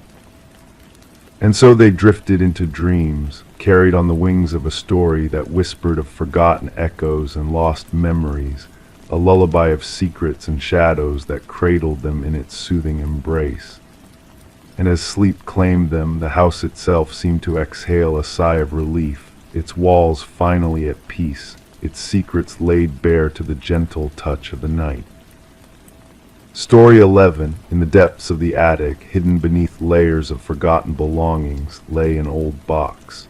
It had weathered the passage of time, preserving within it a collection of memories captured on faded Polaroids. Amongst the mundane snapshots of birthdays and cheerful gatherings, one photo stood out from the rest, shrouded in an eerie mystery. It depicted a family seated in a familiar living room, yet they were strangers to the current occupant of the house, Rebecca. Behind the joyful faces of the family in the picture, a figure lurked in the shadows, a silent observer in the hallway. As Rebecca gazed at the photograph, a chill danced down her spine, sending tremors through her fingertips. The image seemed to pulsate with an unsettling energy, as if the past was reaching out to her from beyond the confines of the picture. With cautious steps, she descended the creaking staircase, the weight of the unknown pressing down on her. Placing the photograph on her kitchen counter, Rebecca scrutinized it under the harsh glare of the fluorescent light. The parallels between her home and the scene captured in the photo were undeniable, yet the presence of the unfamiliar family raised more questions than answers. Seeking clarity, she summoned Detective Morgan, a seasoned investigator with a gaze that pierced through illusions. Examining the Polaroid with a practiced eye, Morgan delved into the tangled web of the house's history. Each previous family that had resided within its walls seemed to vanish without a trace, leaving behind a trail of unanswered mysteries. The Sutherlands, a family identified in the photograph, had slipped into oblivion, their disappearance marking just one chapter in the house's enigmatic story. Forensic analysis uncovered peculiarities within the photograph, hinting at a deliberate staging of the scene. The shadowy figure that haunted the hallway remained a silent sentinel, its identity veiled in obscurity. As Detective Morgan unraveled the threads of the past, a pattern of families vanishing after precisely 1 year of residence, leaving no trace of their existence. Delving deeper into the house's history, the investigation unearthed a dark secret buried beneath the basement floor. The remains of the missing families lay entombed within the earth, frozen in time, their stories forever suspended in the shadows. Among the artifacts discovered was a camera, the instrument through which their final moments had been immortalized. As Rebecca grappled with the harrowing revelations, a hidden crawlspace in the attic yielded a chilling discovery, a journal detailing the meticulous observations of the families by an elusive presence. The final entry, a foreboding message, hinted at a sinister agenda unfolding within the confines of the house. Seeking refuge under police protection, Rebecca found herself ensnared in a sinister game orchestrated by an unseen adversary. The night air was pierced by the shrill ring of a phone, heralding the arrival of a cryptic message, a photo developing in the darkness, capturing the essence of fear in a single snapshot. The investigation lingered on, the house standing as a silent witness to the enigma that had unfolded within its walls. The specter of Samuel Whitfield, the elusive architect of the house, loomed over the unresolved mystery, his true fate obscured by the veil of time. And as new families ventured into the realm of shadows, unaware of the watcher in their midst, the legacy of the house continued to unfurl, shrouded in secrets that defied explanation. In the stillness of the night, as the world slumbered in ignorance, a new chapter of darkness began to take shape, a chapter where the past and present intertwined, where the boundaries of reality blurred, and where the echoes of whispered secrets reverberated through the corridors of time. And in the heart of the house, where memories and nightmares converged, the enigmatic figure of Samuel Whitfield watched from the shadows, his presence a haunting reminder of the mysteries that lay buried within the walls of the house. Story 12. The aged apartment held its secrets, pipes that moaned, floorboards that whispered, yet the new tenant sensed a difference in the sounds she heard. The footsteps above were too deliberate, too rhythmic. She dwelled on the top floor, but the steps persisted, slow and precise. One night she dared to tap the ceiling with a broomstick. The sound ceased. Silence enveloped the space. Then a single knock resounded from within the ceiling. Sarah Coleman kept the knocking incident to herself, chalking it up to the old building settling or perhaps a small creature exploring the attic. Despite the nightly footsteps echoing above, she adjusted, raising the volume on her television, donning headphones to muffle the methodical footfalls traversing her ceiling in the shadows. Detective Morris caught wind of the apartment through a maintenance worker who stumbled upon a concealed crawlspace while conducting repairs. During the routine fix for a water leak outside Sarah's unit, the worker uncovered a narrow passage hidden behind a section of drywall, a passage absent from the building plans. A flashlight beam revealed a makeshift living area within scattered food wrappers, empty water bottles, a soiled blanket, and a worn notebook. The building manager swiftly alerted the police. Detective Morris and his partner, Detective Rivera, arrived to find the maintenance worker visibly shaken. "Someone's been living within the walls," he repeated. "Someone's been watching."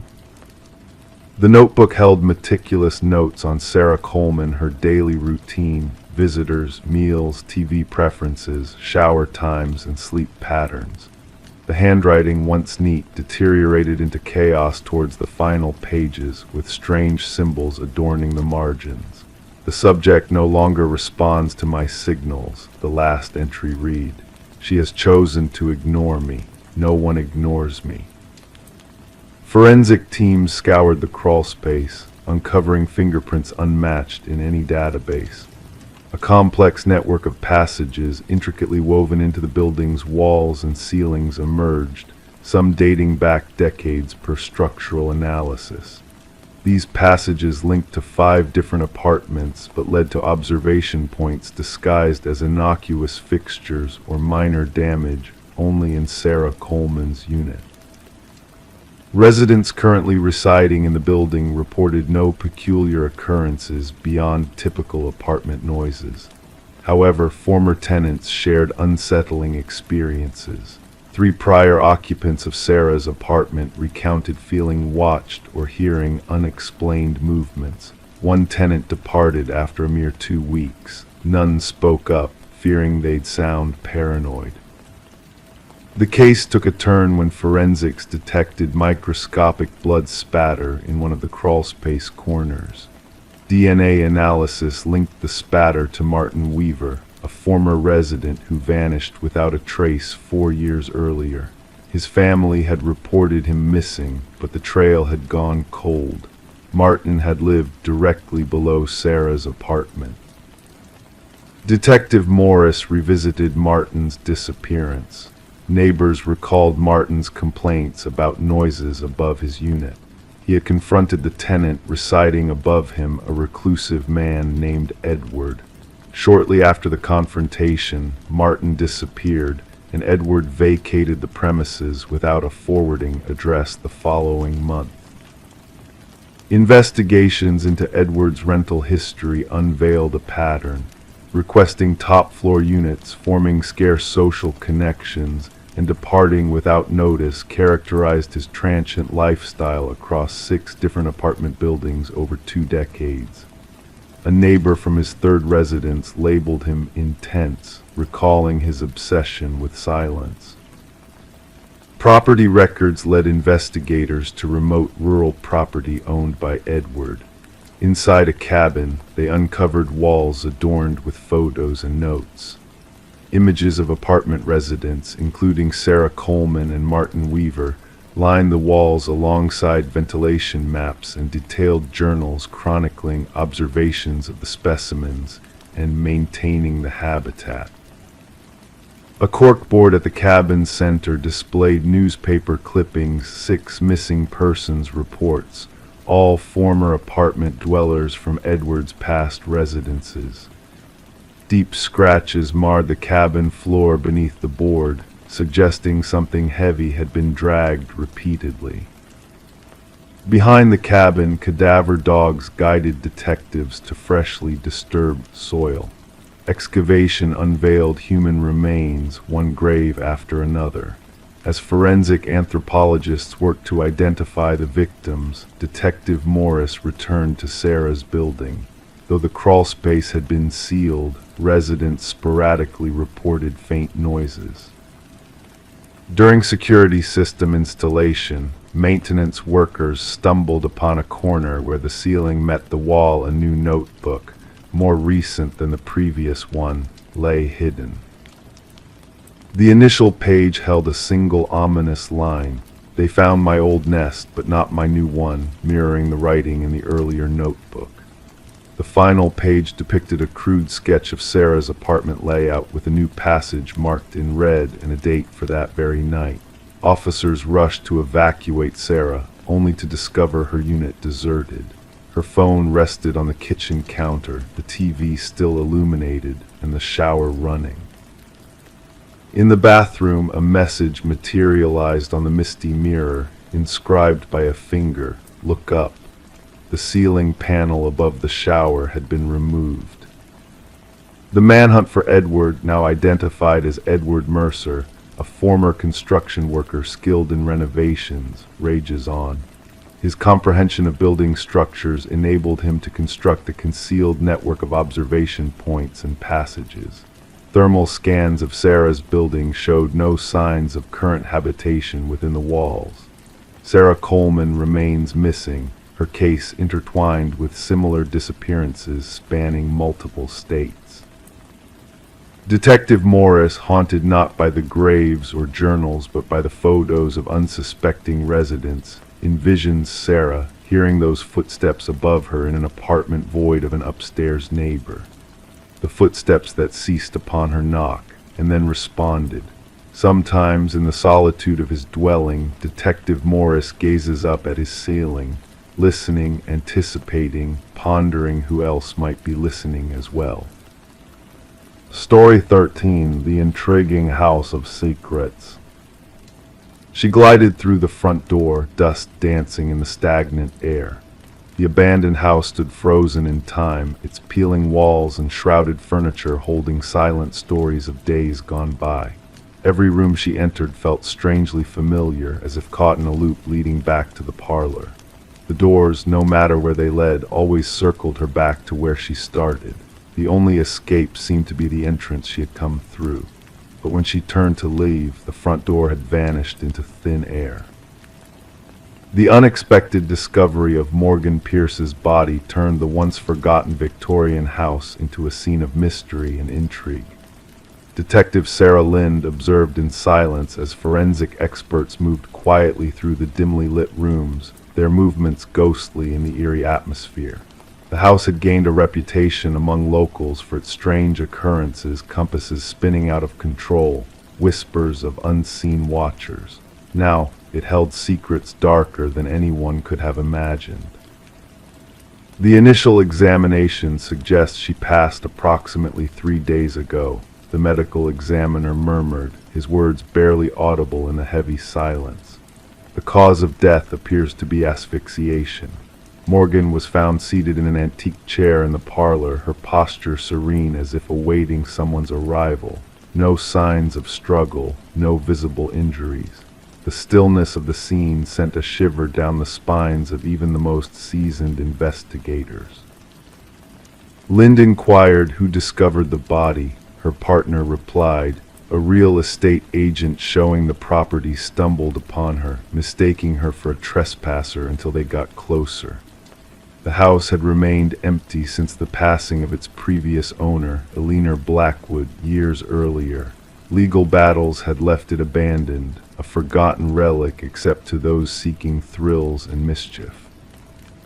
Morgan Pierce, a young graduate student with a passion for unraveling architectural mysteries, had been drawn to the house's enigmatic reputation. Her journal entries hinted at strange phenomena, peculiar sounds, sudden chills, doors leading to ever-changing rooms. In her quest to document these anomalies, she had vanished without a trace.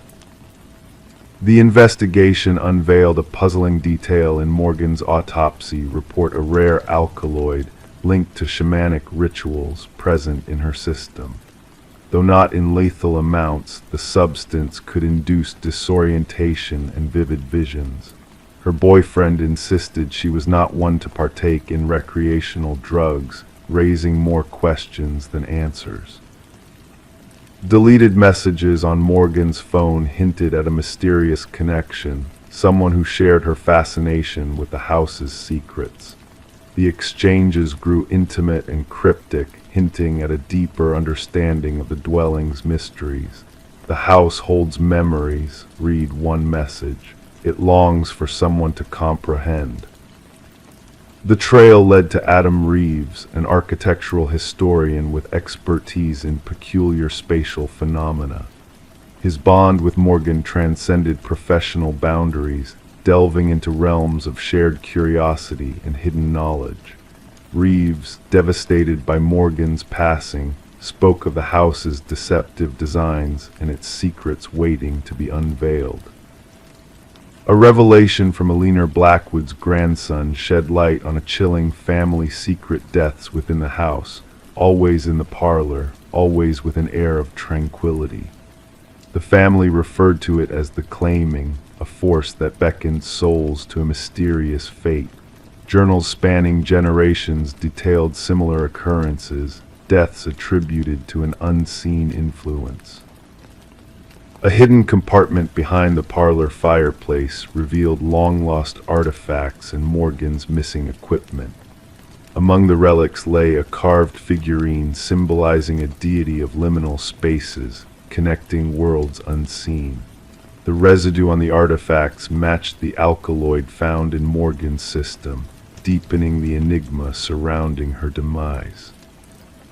Further analysis of the house's dust patterns unveiled a startling revelation: another presence during Morgan's final moments. Unidentified fingerprints, not belonging to Morgan or any known visitor, were imprinted on doorknobs throughout the house. The mysteries seemed to multiply, weaving a web of intrigue and uncertainty.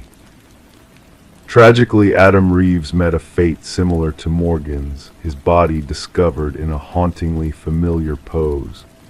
Clutched in his hand was a key that unlocked the hidden compartment, a tangible link to the house's arcane past. His final message, a testament to the house's grip on perception, hinted at a chilling realization that once understood, escape becomes an unwanted prospect. The investigation, still ongoing, marked the house as a site of unsolved mysteries and unexplained deaths. Authorities condemned the Victorian, sealing its secrets within its walls, yet whispers persisted, tales of spectral lights and vanishing visitors haunting the nights. Some believed the house claimed those who delved too deep into its enigmatic nature, while others saw Morgan and Reeves as seekers of ancient truths that transcended ordinary reality. The ultimate truth remained elusive, akin to finding an exit in a labyrinth of endless corridors. In the house where all doors led back to the beginning, the boundaries between reality and the unknown blurred, leaving behind a legacy of secrets waiting to be unraveled. Story 14. In the heart of the city, there was a quaint coffee shop that held a mystery known only to a few. For years, a man frequented this place, his presence as familiar as the aroma of freshly brewed coffee. He had no name, just a face recognized by the barista and the regulars who shared the space with him in comfortable silence. One day, the man failed to appear at his usual table. Concerned, the staff contacted the authorities, leading Detective Sarah Mercer to investigate the enigma of the man known only as John Doe. Inside the abandoned wallet left behind, there was a driver's license with a face but no identity, a void where a name should have been. As Mercer delved deeper into the case, she uncovered perplexing security footage that defied logic. John Doe had entered the coffee shop, taken his seat, and then inexplicably vanished into thin air, leaving behind a trail of unanswered questions. The investigation took an eerie turn when Mercer discovered a blank business card with a cryptic phone number. Upon calling, the line connected to a silent void, hinting at a hidden world beyond comprehension. The enigmatic man's presence in the coffee shop became a puzzle with no solution. His notebook filled with coded messages and sketches of unfamiliar buildings added to the mystique surrounding his existence. As Mercer explored further, she noticed anomalies in the security footage, subtle disturbances hinting at something beyond the ordinary. A mirror in the shop, adorned with cryptic symbols, held secrets that defied explanation. With the help of a former physicist, Margaret Keller, Mercer uncovered the truth behind the man who defied reality. Daniel Weston, a brilliant theoretical physicist, had crossed boundaries of time and space in his quest for understanding. His experiments in temporal displacement and identity transference had led him to a place where realities converged, a place of infinite possibilities. The final revelation came when Mercer witnessed two versions of Daniel Weston existing simultaneously, a mirror image of a man caught between worlds. The shattered remains of the mirror whispered of experiments completed and windows closed, warning against further exploration. As the case remained officially unsolved, the coffee shop faded into memory, a sanctuary of mysteries lost to time. Daniel Weston's fate remained a haunting enigma, his legacy woven into the fabric of parallel realities. Detective Mercer, forever changed by the encounter with the man who transcended existence, found solace in her own reflections, a silent witness to the secrets that lingered in the shadows. And as the world moved on, whispers of a man who didn't exist echoed in the quiet corners of the city, a reminder of the thin veil between what is known and what lies beyond. Story 15. The morning unfolded with a gentle current, the water shimmering like a mirror, reflecting the stillness of the day. The fisherman's boat drifted lazily as he cast his line, the rhythmic motion lulling him into a state of quiet relaxation. It was in this tranquil setting that a peculiar sight caught his eye, a suitcase, bobbing near the shore as if abandoned by the tide. Initially dismissing it as discarded items, he felt a growing unease as he drew closer. The pungent odor that wafted from the case was thick and suffocating, a tangible presence in the serene atmosphere. Wrapped in chains, its rusted edges whispered of secrets long submerged. Authorities were summoned, and as the case was pried open, the grim truth unfurled. Instead of garments, it held a macabre tableau, a tangle of hair, fingers frozen in a silent plea. Nestled at the bottom, a note whispered haunting words, "This isn't the first." Detective Sarah Mercer arrived at the scene, her steps measured as she absorbed the chilling display. The victim, a woman in her prime, bore the markings of a life cut short by the waters. The medical examiner's meticulous work painted a somber picture, each detail a brushstroke in a portrait of tragedy. What struck Mercer was not just the manner of disposal, but the eerie reverence shown to the victim. Despite the brutality of her fate, the woman's appearance spoke of care and attention, manicured nails, styled hair, adorned in finery. She was not merely discarded, Mercer murmured, her gaze fixed on the rippling river. She was presented like a twisted offering to the waters. The victim, identified as Catherine Walsh, a successful real estate agent, lived a life of solitude and ambition. Her disappearance, a jarring absence in a world of high-stakes deals and polished facades. As the investigation unfolded, Walsh's meticulously curated life unraveled before Mercer's eyes. Her home, a sanctuary of order and precision, held secrets in its pristine facade. Every corner whispered of control, every object in its appointed place. Yet a drawer slightly ajar beckoned, revealing a leather-bound journal that spoke of unseen shadows. The final entry, a cryptic message of lurking danger, hinted at a life overshadowed by unseen eyes. Digging deeper, Mercer unearthed a web of mystery entwining Walsh's digital footprint, a tapestry of cryptic messages, a pattern of surveillance. The pieces began to align, painting a portrait of a predator lurking in the shadows, drawn to perfection like a moth to flame. Ritual, not rage, Mercer mused, her mind a labyrinth of connections, each thread leading to a darker truth. A breakthrough emerged from an unexpected source, a pawnshop owner's recognition of a distinctive necklace, a pawned memory of a life lost. Michael Linden, a nondescript maintenance worker, emerged as the orchestrator of Walsh's demise. Surveillance footage weaved a tale of obsession, of quiet footsteps echoing in the halls of a life meticulously observed. Linden's apartment, a gallery of stolen moments, a shrine to perfection warped by his twisted gaze. As Linden sat in the interrogation room, his demeanor a mask of composure, the chilling truth spilled from his lips like poisoned honey. In his eyes, imperfection was a sin, a flaw to be eradicated by his meticulous hand.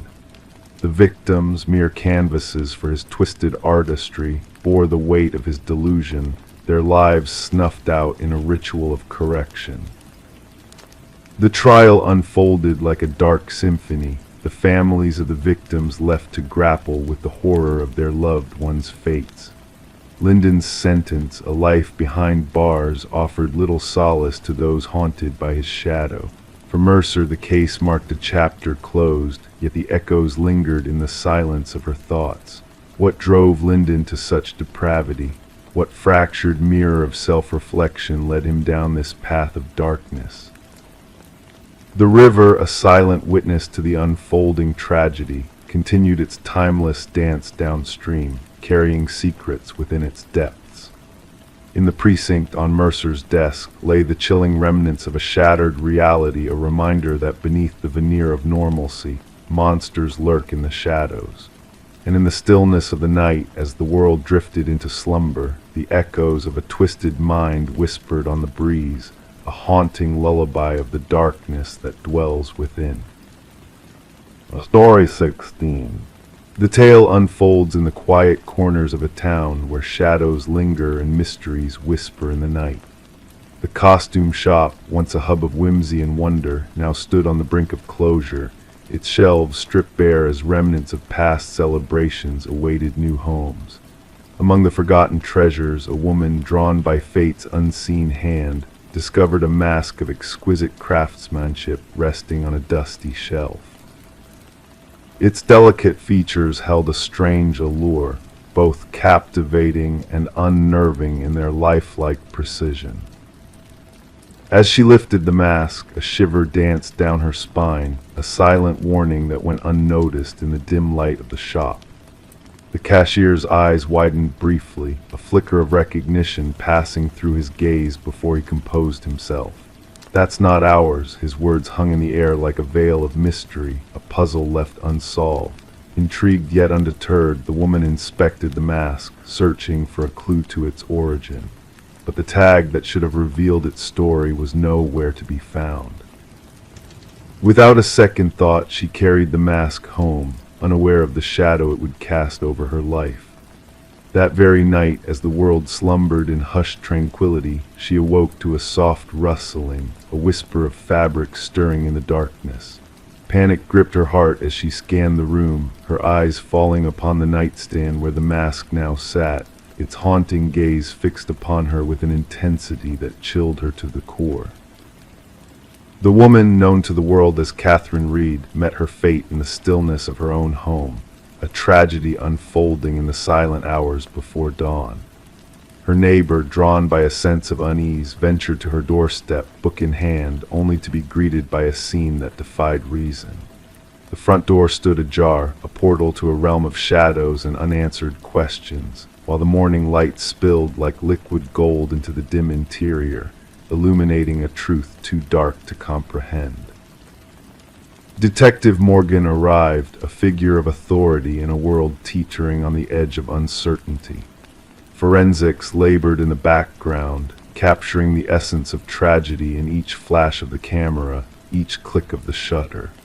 The room bore witness to a life extinguished in the blink of an eye, a soul adrift in the realm between the living and the dead.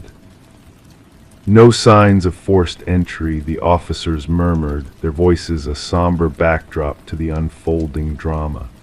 The detective, a seeker of hidden truths, observed the scene with eyes that missed nothing, a mind that sought order in chaos. A single drawer askew, a lipstick-stained watered glass, mundane details woven into a tapestry of loss and regret. The medical examiner, a harbinger of finality, knelt by Catherine's side, his expression grave as he delivered his grim assessment. No wounds marred her flesh, no outward signs of violence, yet the truth lay etched upon her features, an expression of terror frozen in time, a silent scream that echoed through the void. Catherine, a woman of discerning tastes and a keen eye for authenticity, had lived a life shrouded in quiet elegance. Her colleagues spoke of her with reverence, citing her ability to uncover the truth hidden in plain sight, to discern the real from the counterfeit with a single glance. But even her sharp instincts had failed to protect her from the malevolent force that now held her in its icy grip. The trail of clues led the detective to the costume shop, a ghostly shell of its former self, haunted by the specter of past misdeeds. The owner, a man burdened by secrets too dark to share, revealed the mask's twisted origins, a tale woven from threads of tragedy and betrayal. Each mask, a harbinger of doom, a vessel for ancient forces beyond mortal comprehension. Forensics unearthed a clue buried in the fabric of Catherine's fate, microscopic fibers whispering of a struggle unseen, of a battle fought in silence. Human hair entwined with an unknown substance, a riddle without a solution, a mystery without end. The past echoed in the present, a chorus of voices crying out for justice, for redemption. The retired detective, a keeper of forgotten lore, shared a revelation that shook the foundations of reality. Ancient symbols hidden within the masks whispered of a ritual as old as time itself, a dance of souls bound by fate's unyielding hand. The truth lay before them, a tapestry of lies and half-truths woven into the fabric of existence. In the depths of Catherine's home, a journal lay hidden, its pages a testament to her descent into madness. Words scrawled in desperation spoke of a malevolent presence, of a mask that watched and waited, hungering for the souls of the living. The collector, a puppet master in a game of shadows, pulled the strings of fate with callous disregard for human life. The detective, a guardian of truth in a world of lies, pieced together the puzzle with a steady hand and a resolute heart. The cause of Catherine's demise revealed itself in a cruel twist of fate, a heart stopped by fear, a spirit broken by terror. But the true horror lay in the shadows, in the figure that moved with her gait yet bore no soul, in the mask that hungered for the light behind human eyes. As the investigation unfolded, a chilling truth emerged, a cycle of death and rebirth, a dance of shadows played out across the canvas of time. The missing mask, a specter of doom, eluded capture, slipping through the cracks of reality like smoke on the wind. Its hunger unsated, its thirst unquenched, it waited in the shadows for its next victim, its next vessel. The detective, haunted by the specter of Catherine's fate, kept her journal close, a talisman against the encroaching darkness. In the stillness of the night, she felt the mask's gaze upon her, a chill that seeped into her bones, a whisper of impending doom. But she stood firm, a beacon of light in a world consumed by shadows, a guardian of the truth that lay hidden in the heart of darkness. And so the mask remains at large, a phantom in the night, a specter of fear and despair. Its story, a tapestry of sorrow and regret, weaves through the fabric of time, a reminder of the fragility of life and the darkness that lurks within us all. And as the world sleeps, unaware of the danger that lurks in the shadows, the mask waits, patient and unyielding, for its next victim to cross its path. Story 17. The parcel arrived mysteriously at Sarah Miller's doorstep, shrouded in intrigue. No return label, no tracking number, just a damp cardboard box whispering secrets in the morning dew. It wasn't intended for her, the name on it foreign, yet her address was a perfect match. Curiosity, that insatiable urge, stirred within her. She should have left it untouched, abandoned on the porch, but the unknown beckoned her closer. With trembling hands, she unsealed the box, expecting mundane contents like books or clothes. Instead, nestled inside was a lone VHS tape, accompanied by a cryptic note that simply read, "Watch alone." Sarah hesitated, her heart fluttering with a mixture of apprehension and curiosity. The weight of the tape felt peculiar, heavier than it should have been, as if carrying the burden of forbidden knowledge. Her fingertips traced the worn edges, feeling the stories etched into the plastic casing. The handwritten note bore the marks of urgency, each stroke a plea for attention. As she stood in her kitchen, the world outside continued its rhythm, a distant dog barking, children's laughter blending into the air, the persistent hum of a lawnmower. Unaware of the enigma that had just crossed her threshold, Sarah brought the package inside, uncertainty clouding her thoughts. The name Daniel Whitaker meant nothing to her. In her years residing in the house, mail for him had never graced her mailbox. The previous occupants, the Johnsons, had bid farewell, leaving behind a legacy of memories. Yet the tape called to her, a mystery wrapped in darkness. Against her better judgment, Sarah inserted the tape into her forgotten VCR. At first, static danced across the screen, a haze of white noise slowly sharpening into focus. A dimly lit room materialized, shadows dancing in the flickering light of a single lamp. The camera angle was askew, lending an air of urgency to the scene. A man, his features cloaked in shadow, sat before her. "My name is Daniel Whitaker." His voice, a whisper in the silence, filled the room.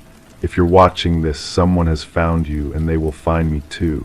Leaning closer, he revealed a face weathered by sleepless nights and unseen battles.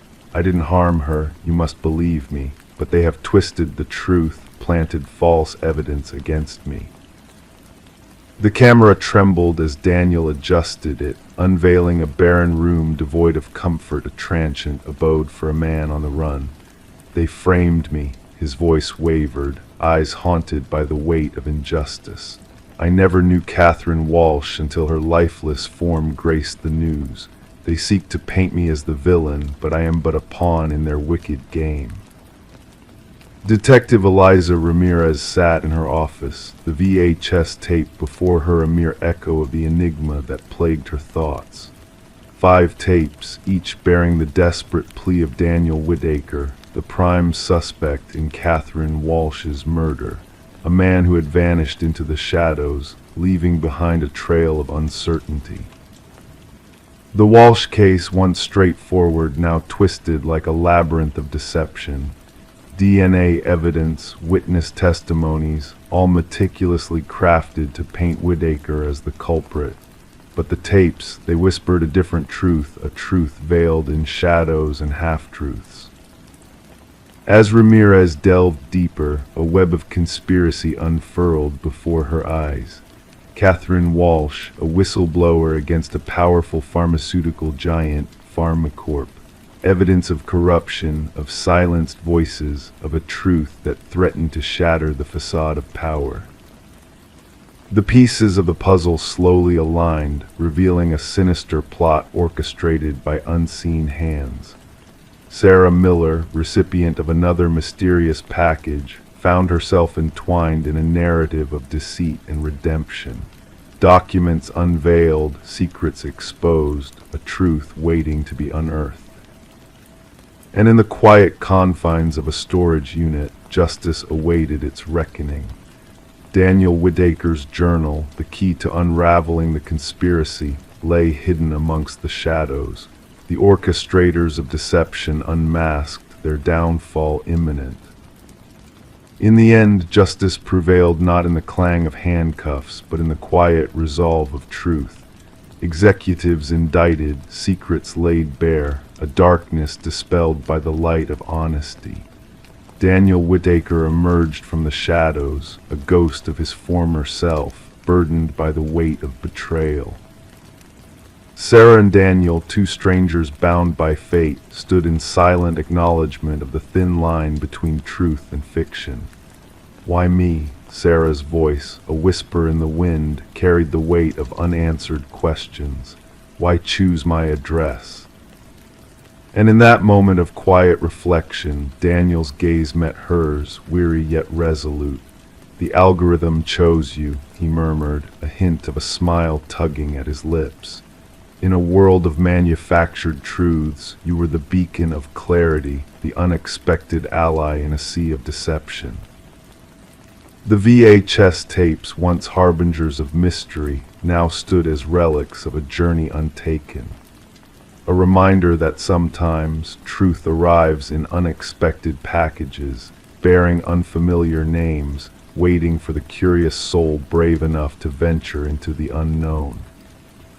Story 18: The Enigmatic Doppelganger.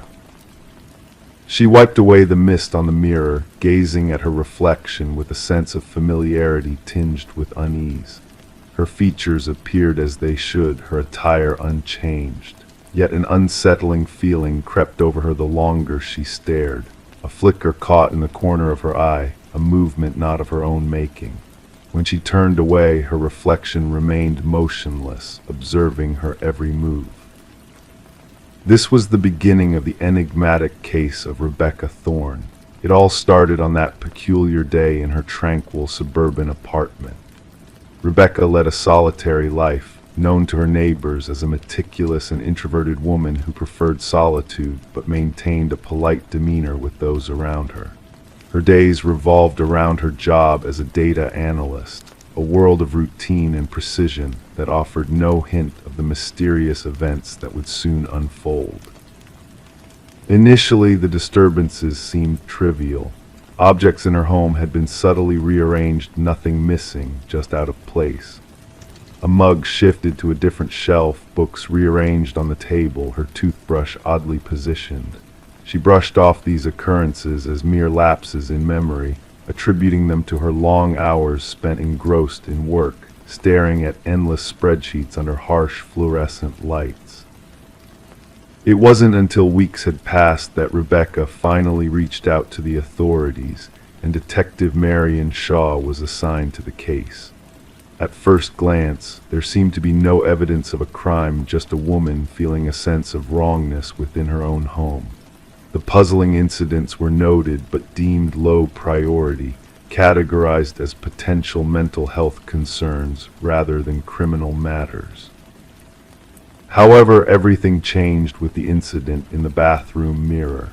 During her subsequent interaction with the police, Rebecca recounted a chilling experience of her reflection moving independently, a sensation of being surveilled even in solitude. This time, she had proof a security camera trained on her front door. The footage unearthed a startling revelation that sent shivers down the spines of even the most seasoned officers. The video captured Rebecca leaving for work in the morning, followed by an exact replica of her entering the apartment shortly after, using a key. Forensic experts scrutinized the footage for any signs of tampering or manipulation, but found none. The intruder resembled Rebecca in every aspect, down to the smallest detail, yet Rebecca was already recorded at her workplace across town at the same time. Detective Shaw labeled it a doppelganger scenario, a meticulous imitator who had mastered every facet of Rebecca's life with astonishing precision. The investigation delved deeper, but the evidence presented an eerie puzzle. Fingerprints matched only Rebecca's, and no foreign DNA was discovered. Neighbors had noticed nothing amiss, only witnessing Rebecca's regular comings and goings. As the disturbances escalated, Rebecca meticulously documented each anomaly. Food vanished from her fridge, her computer displayed searches she hadn't made, and unsettling selfies appeared on her phone, capturing moments she had no memory of. Some images depicted her with a subtly off-kilter expression, hinting at a sinister presence invading her life. In a moment of revelation, investigators discerned a pattern in the security footage. The doppelganger struck only when Rebecca left for prearranged appointments, a calculated surveillance strategy aimed at seamlessly slipping into her life. A forensic psychologist posited a theory of fixation, suggesting that the perpetrator harbored an obsession with assuming Rebecca's identity, a desire to supplant her completely driven by an internal fracture. The focus narrowed on a former colleague, Lily Winters, who had exhibited erratic behavior before being terminated. Lily's fixation on Rebecca was evident in unsettling emails sent post-dismissal, hinting at a warped desire to merge their identities. A search of Lily's residence uncovered a chilling replica of Rebecca's life, a shrine-like room filled with clandestine photographs, wardrobe duplicates, and meticulous notes on Rebecca's mannerisms. The most disturbing find was a series of videos showing Lily practicing Rebecca's every move, a haunting progression from clumsy imitation to near-perfect replication. It became apparent that Lily's intentions were not just to mimic, but to erase Rebecca entirely. The discovery of sophisticated tools for key replication and electronic access further underscored the depth of Lily's intrusion into Rebecca's existence. When the authorities moved to apprehend Lily, she had vanished, leaving behind a hastily abandoned home.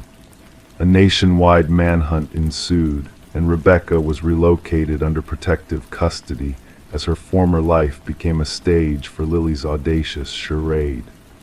The climax arrived when security footage captured someone identical to Rebecca infiltrating her former workplace, assuming her role effortlessly.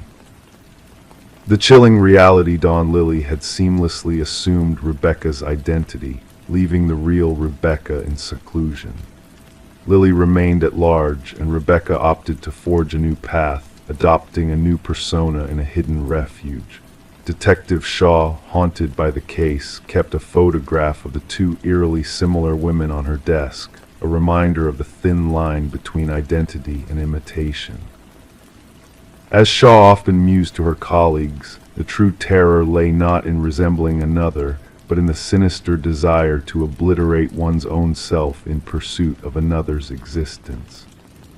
Identity, she emphasized, was a precious treasure to be safeguarded, its worth only realized when threatened by those who seek to claim it as their own. Story 19. In a quaint Victorian home, a young woman with a growing belly embarked on the task of repainting the nursery in preparation for her impending arrival.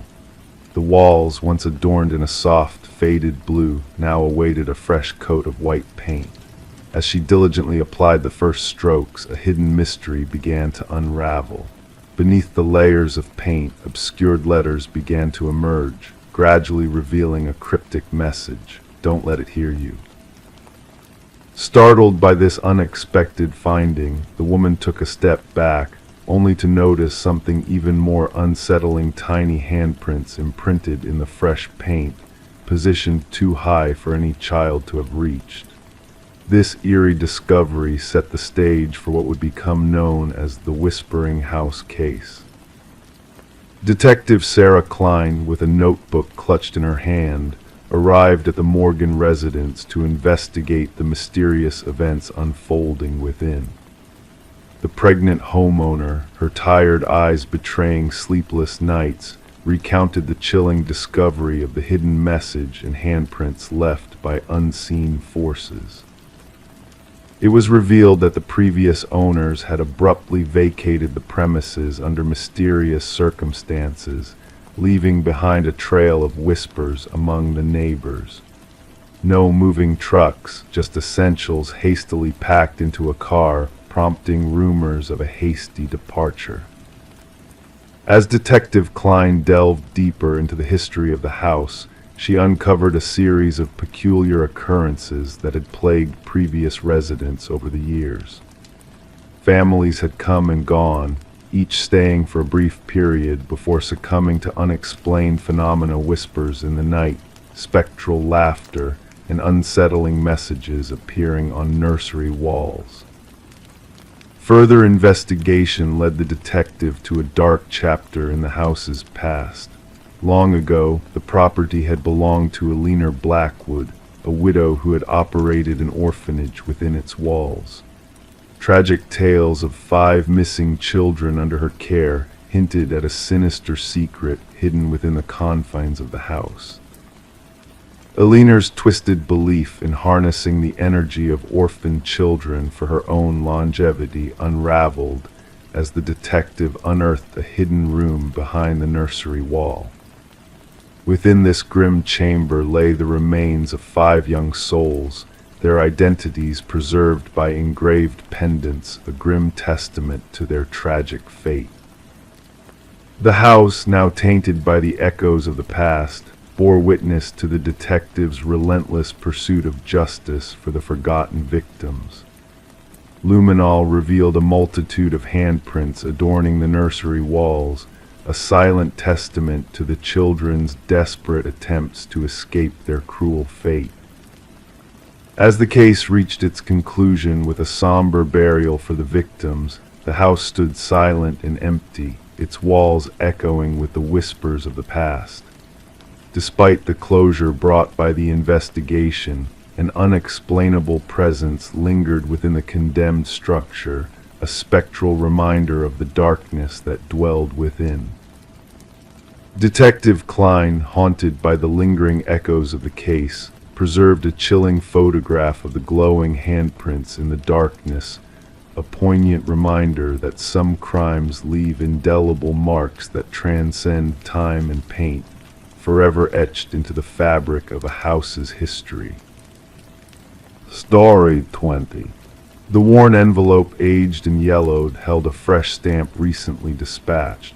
With deliberate care, the detective unfolded its contents.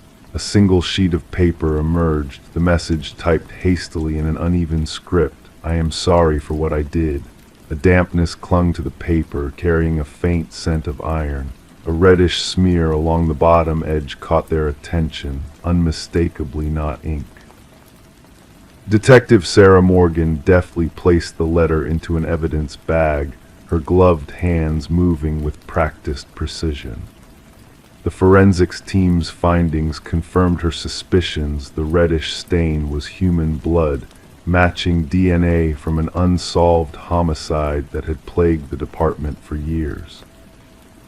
The victim, Rebecca Warren, a young journalist, had been discovered in her apartment with fatal stab wounds. Her laptop was missing. Notes scattered a grim puzzle hinting at a connection to her investigative work. Despite exhaustive efforts, the case had gone cold until the arrival of this letter, addressed simply to Homicide Division. Sparse fingerprints on the paper and envelope hinted at a gloved sender. The postmark, however, offered a rare light after months of stagnation.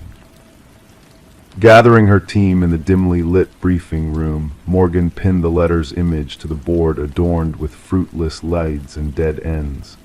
"This changes everything," she declared. "Our perpetrator shows remorse." Detective James Chen, her longtime partner in the case, studied the letter thoughtfully. "Or perhaps they wish to deceive us," he countered, suggesting the bloodstain as a taunting ploy.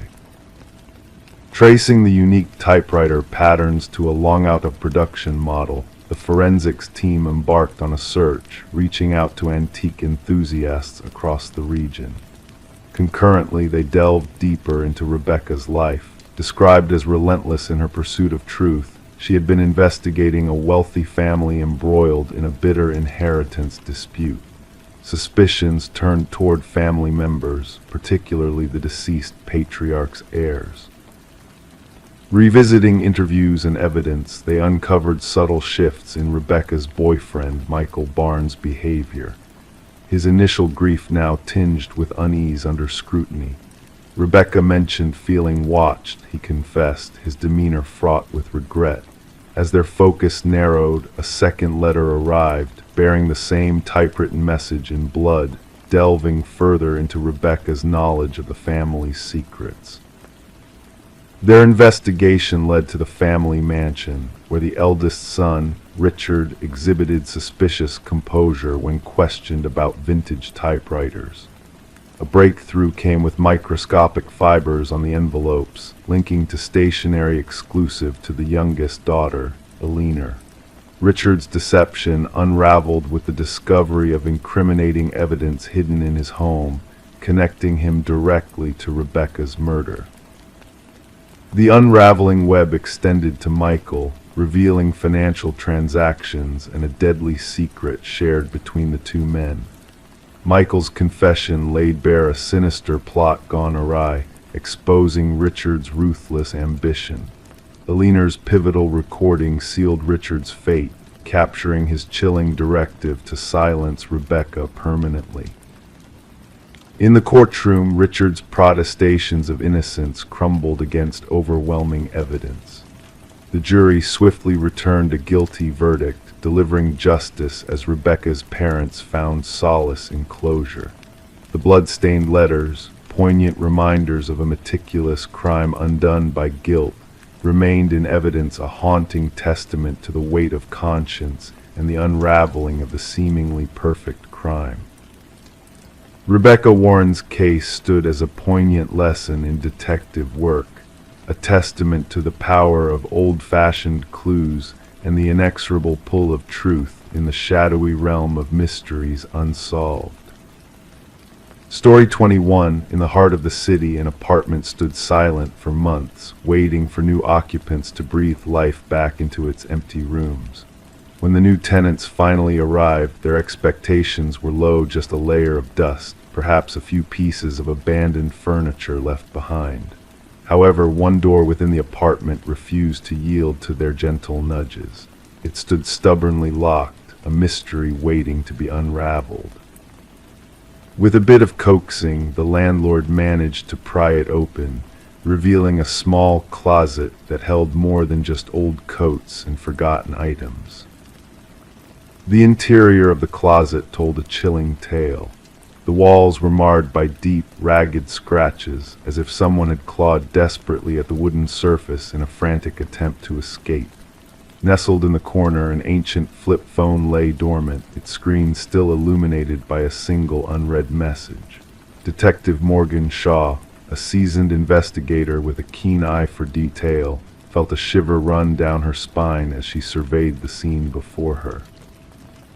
It wasn't the sight of blood or violence that unsettled her, but the haunting implication behind those scratch marks. It was as though the very essence of fear had been etched into the wood by someone trapped in a battle for survival. Turning to her partner, Officer Reed, she issued commands with a sense of urgency in her voice. "We need forensics on site immediately," she instructed, her gaze fixed on the scratches that marred the closet walls. "And bring me the records of the previous tenants." The message on the forgotten phone simply stated, "I know what you did." The landlord, a nervous man with a perpetually trembling demeanor, revealed that the previous tenant had vanished without a trace, leaving behind unpaid rent. "A young woman kept to herself," he muttered, avoiding eye contact as his gaze flickered towards the closet. "Never caused any trouble." Forensic analysis uncovered a chilling revelation within the scratches on the walls. Most of the blood samples matched a single individual, presumably the missing tenant, Emma Caldwell, a 28-year-old who had been reported missing after ceasing to show up for work. However, 2 DNA samples stood out. One remained a mystery in the database, while the other belonged to a man who had supposedly perished in a car accident 2 years prior. As the pieces of the puzzle began to fall into place, Detective Shaw delved deeper into Emma's life before her disappearance. Her apartment bore the traces of an interrupted existence: unopened mail, a forgotten coffee mug in the sink, a neatly made bed that hadn't been disturbed.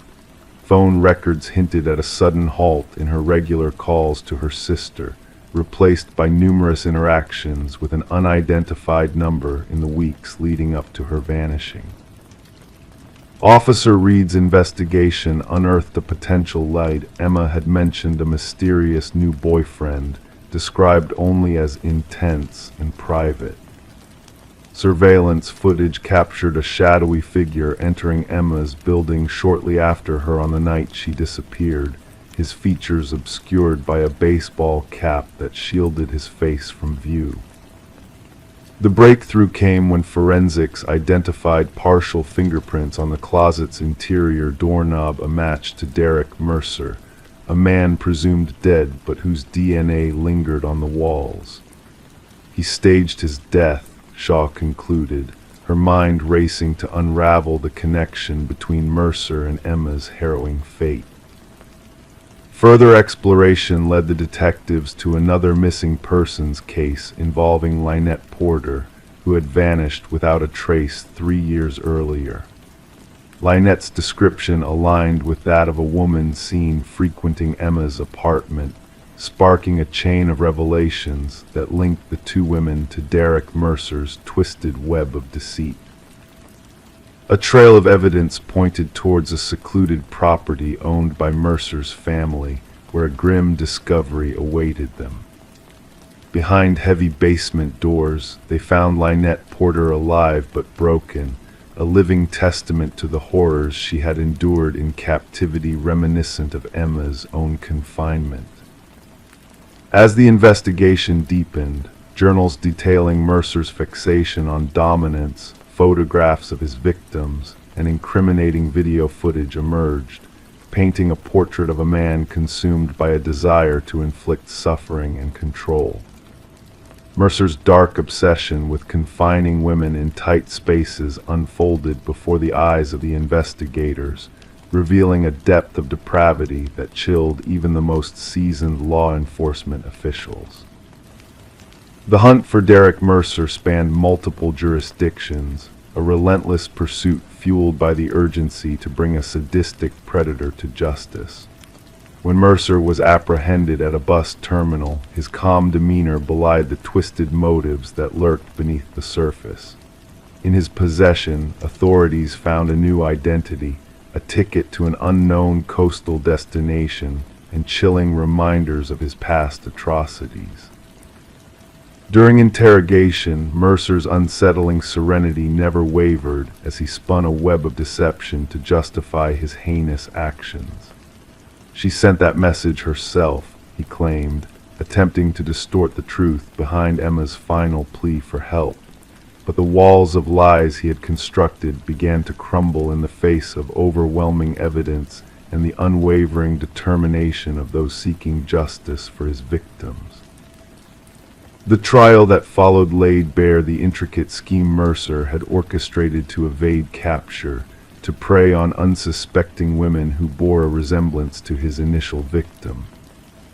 Emma's body remained a haunting mystery, lost to the confines of the closet where she had met her tragic end, her futile attempts to seek help forever etched in the scratches that lined the walls. As the jury swiftly returned a guilty verdict on all charges, Mercer's enigmatic smile hinted at a satisfaction known only to him, a perverse satisfaction derived from a twisted logic that defied comprehension.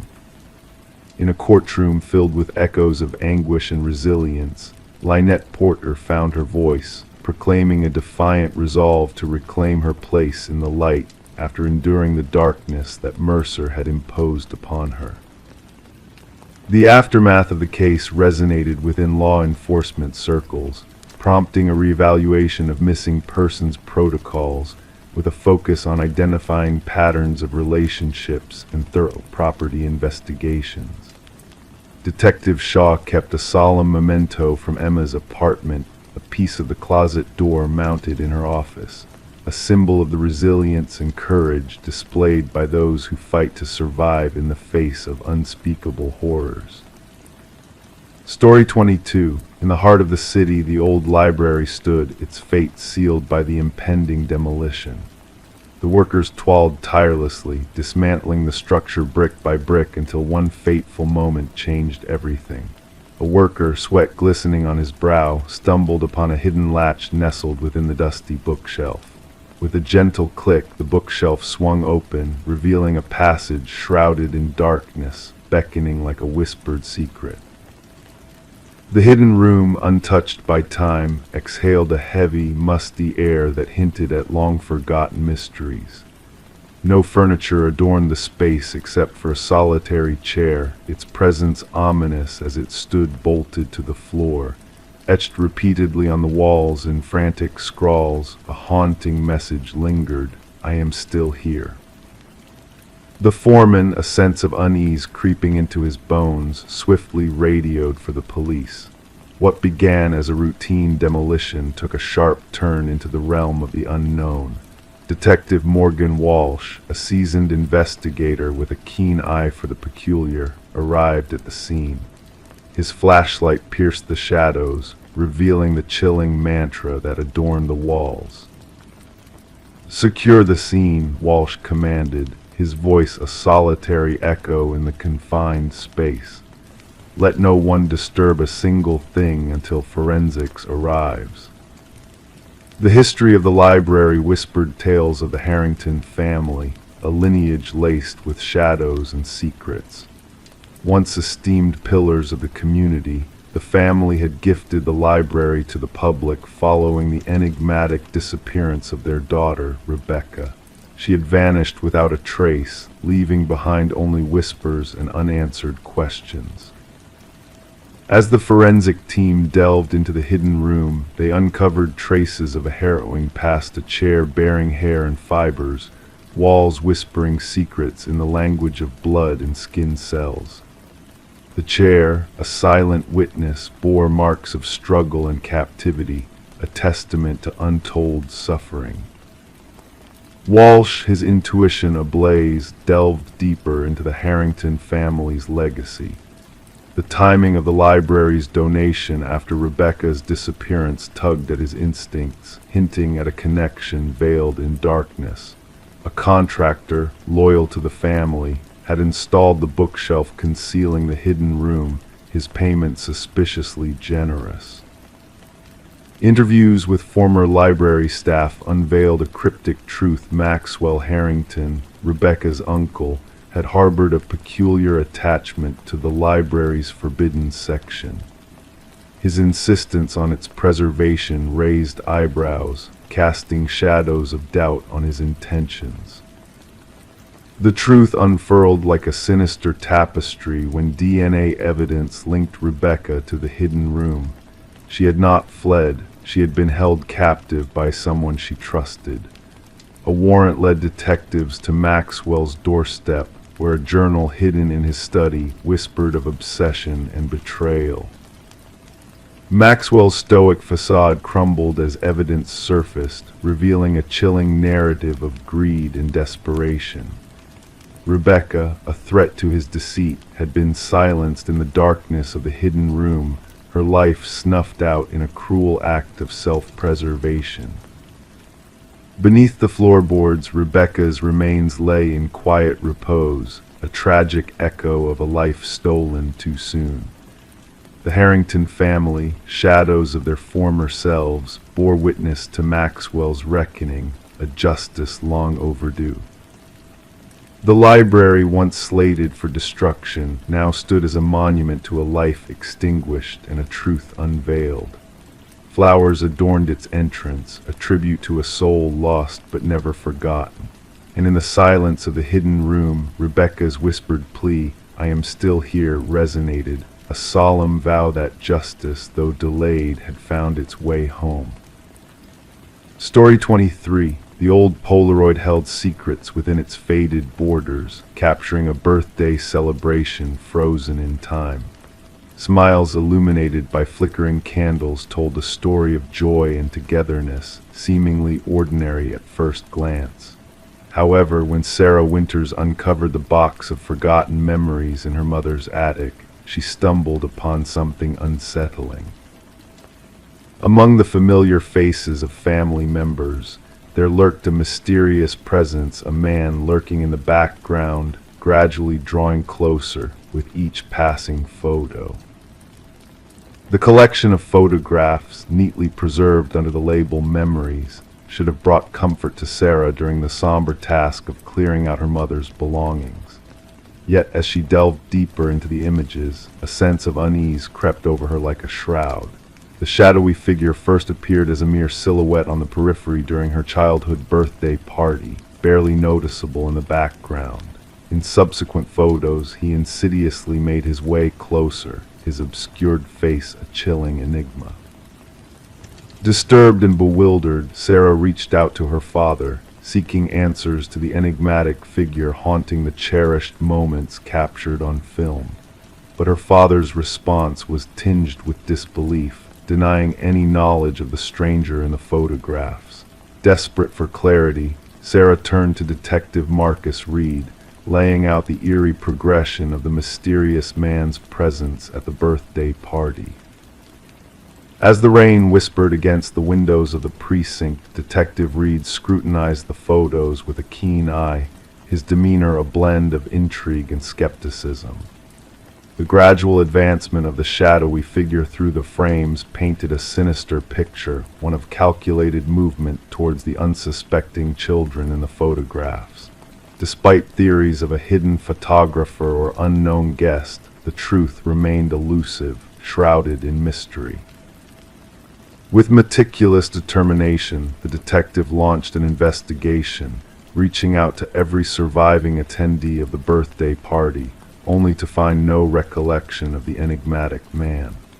The remote location of the gathering, shielded from prying eyes, added another layer of perplexity to the unfolding puzzle. Facial recognition technology yielded no results, leaving the figure's identity cloaked in shadow. However, the mystery deepened as Sarah discovered more photographs in family albums, each unveiling the same haunting presence lurking in the background of various celebrations throughout the years.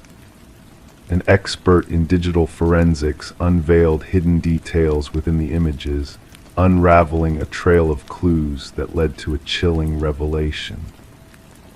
Through dental records and painstaking analysis, the shadowy figure was identified as Robert Keller, a maintenance worker with a dark past intertwined with unsolved child abductions from decades past. His connection to the vacation property where Sarah's birthday had taken place unveiled a sinister truth that the man in the shadows had once walked among them, concealing his malevolent intentions behind a facade of normalcy. As authorities unearthed buried remnants of long-lost children beneath Keller's former residence, the weight of the chilling discovery settled heavily on Sarah's shoulders. Closure came at a steep price, as DNA confirmed the fate of one of the missing children, bringing a sense of bittersweet resolution to decades-old mysteries. Alone in her apartment, surrounded by the haunting photographs that had unveiled a hidden chapter of darkness, Sarah reflected on the chilling truth that had surfaced. The shadow in the family photos, once a spectral presence lurking on the fringes of joyous occasions, had been unmasked by the relentless pursuit of justice.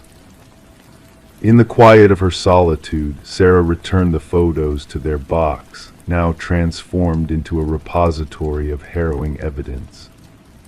The unseen threats captured within the frames served as a stark reminder that evil could masquerade in plain sight, moving through celebrations unnoticed, leaving behind a trail of sorrow and unanswered questions.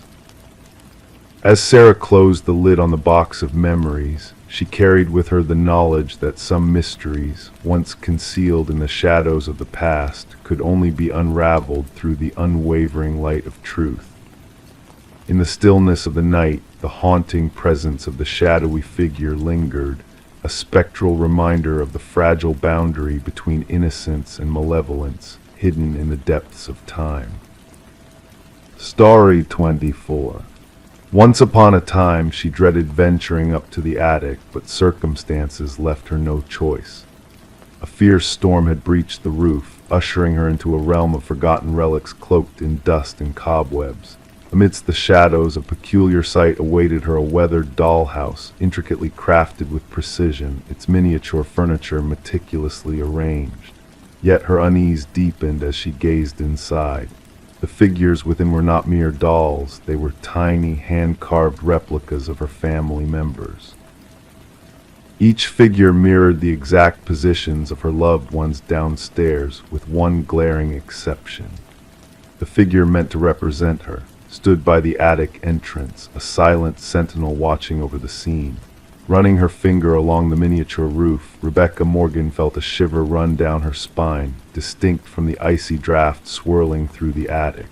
The presence of the dollhouse puzzled her, for this was not her childhood abode, but a temporary dwelling her family had recently moved into. The unsettling discovery prompted Rebecca to contact the authorities in a state of distress. Law enforcement officers arrived at the suburban residence to find a family gripped by fear, huddled in the living room, unwilling to return to the upper floors. Detective Sarah Harmon, the lead investigator, initially brushed off their concerns as a possible prank or the product of an anxious adjustment to a new environment. However, the meticulous craftsmanship of the dollhouse left a lingering impression on her. As Detective Harmon delved deeper into the case, she marveled at the intricate details captured within each miniature figurine: the father's receding hairline, the teenager's hoodie, even the mother's tiny birthmark. The discovery of unfamiliar fingerprints on the dollhouse and microscopic cameras hidden within the figures unraveled a web of surveillance that chilled even the seasoned detective. The captured footage revealed a disturbing pattern. The positions of the miniature family members mirrored their real-life counterparts, not just on that fateful evening, but over various days, indicating a prolonged period of observation. The investigation took a chilling turn when a concealed basement entrance was unearthed behind a pantry wall, unveiling a clandestine living space where the intruder had covertly resided before the Morgans' arrival. Traces of sustenance and a sleeping area hinted at a prolonged stay, raising questions about how the perpetrator had entered the premises unnoticed. Property records revealed a vacant period prior to the Morgans' occupancy, with the previous elderly owners passing away under mysterious circumstances. Interviews with neighbors yielded sparse clues, except for a fleeting mention of lights flickering in the empty house during its unoccupied phase. Digital forensics unveiled a sinister truth as surveillance data from the dollhouse led investigators to a secluded apartment across town. Within its walls, a trove of photographs and journals chronicling the lives of multiple families came to light. The apartment's tenant, Martin Wells, the son of the deceased homeowners, harbored a disturbing fixation on the properties and their inhabitants. During interrogation, Wells remained eerily composed, divulging his obsessive need to monitor the families residing in what he perceived as his rightful domain. The dollhouses he meticulously crafted symbolized his control over the lives unfolding within the walls he once called home. A psychological evaluation unveiled a profound delusion rooted in loss and possession, transforming ordinary families into unwitting players in his twisted narrative. The Morgans never returned to the house, haunted by the realization that they had been unwitting pawns in Wells's disturbing game. The legal proceedings unearthed a trail of offenses: stalking, invasion of privacy, illegal surveillance, all stemming from a deranged need for dominance. The judge, acknowledging the profound violations suffered by the Morgan family, delivered a stern sentence condemning Wells's actions as a breach of trust and security. The case sent shockwaves through the community, prompting a reevaluation of real estate regulations and tenant protections. Rebecca, scarred by the ordeal, found solace in a new dwelling far from the shadows of the past. Yet the specter of surveillance lingered, manifesting in her vigilance over hidden spaces and the removal of all reminders of the dollhouse from their new abode. As the chapter closed on this harrowing saga, the unseen eyes of Martin Wells continued to haunt Rebecca's thoughts, a reminder that some secrets lie hidden in plain sight, waiting to be uncovered in the stillness of the night. Story 25. In the attic, beneath a worn blanket, they discovered it. A porcelain doll, ancient and fragile, with eyes of painted blue, wide and unwavering. Sarah and Michael, a couple enamored by the Victorian house's intricate woodwork and enigmatic allure, purchased the property at auction, unaware of the shadows lingering from its troubled past. The doll, a silent observer of secrets untold, sparked a chain of events that blurred the line between reality and the unseen. As night descended and the couple retired to bed, a subtle unease settled in the air, the stillness stretching into a haunting silence. With the morning light, the doll vanished from the attic, reappearing at the bedside, a silent sentinel watching over them with its unblinking gaze. Detective Rachel Winters, on a crisp autumn morning, was summoned to the scene of a chilling discovery. In the master bedroom, a woman's lifeless form contorted in an unnatural pose, eyes wide with terror, while the man lay in the hallway, a futile attempt to escape etched in his final moments. The perfection of the tableau hinted at a sinister purpose, as if the victims were mere pawns in a malevolent game. The investigation unfolded like a macabre tapestry, woven with threads of mystery and fear. Neighbors whispered of shadows dancing behind closed curtains and spectral laughter echoing through empty halls. Forensic analysis revealed traces of antique fabrics, remnants of a bygone era intertwined with the present tragedy. Delving into the house's history, Detective Winters uncovered a chilling pattern of inexplicable deaths shrouded in whispers of the supernatural. Each victim had dared to alter the attic space, unwittingly awakening forces long dormant within the walls. A newspaper clipping hinted at a tragic past the dollmaker and his daughter, bound by tragedy and secrets that transcended the veil of death. As the investigation delved deeper, a chilling revelation emerged. The doll, a creation of the dollmaker's grief and obsession, held a malevolent power that defied explanation. Photographs revealed its shifting presence, a spectral figure moving between moments frozen in time, leaving behind a trail of invisible fingerprints and enigmatic residue. A distant relative of the dollmaker spoke of forbidden rituals and whispered legends, of spirits trapped within lifeless forms, yearning for release. The truth, veiled in shadows and half-truths, eluded grasp, leaving only a sense of impending doom lingering in the air. The doll, a harbinger of tragedy, vanished from the station's evidence locker, its disappearance cloaked in mystery and unanswered questions. Detective Winters, haunted by the echoes of the past, retired from the force, a silent witness to the enigma that eluded even the most seasoned investigators. The house, a silent witness to the unfolding drama, changed hands once more, its attic a void of secrets left undisturbed.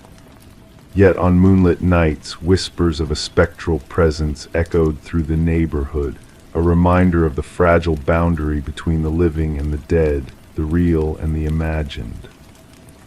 And so, the doll remained a phantom of the past, a specter of lost souls bound by threads of destiny, its legacy woven into the fabric of a house that stood as a testament to the mysteries that lie hidden in the shadows of memory. Story 26.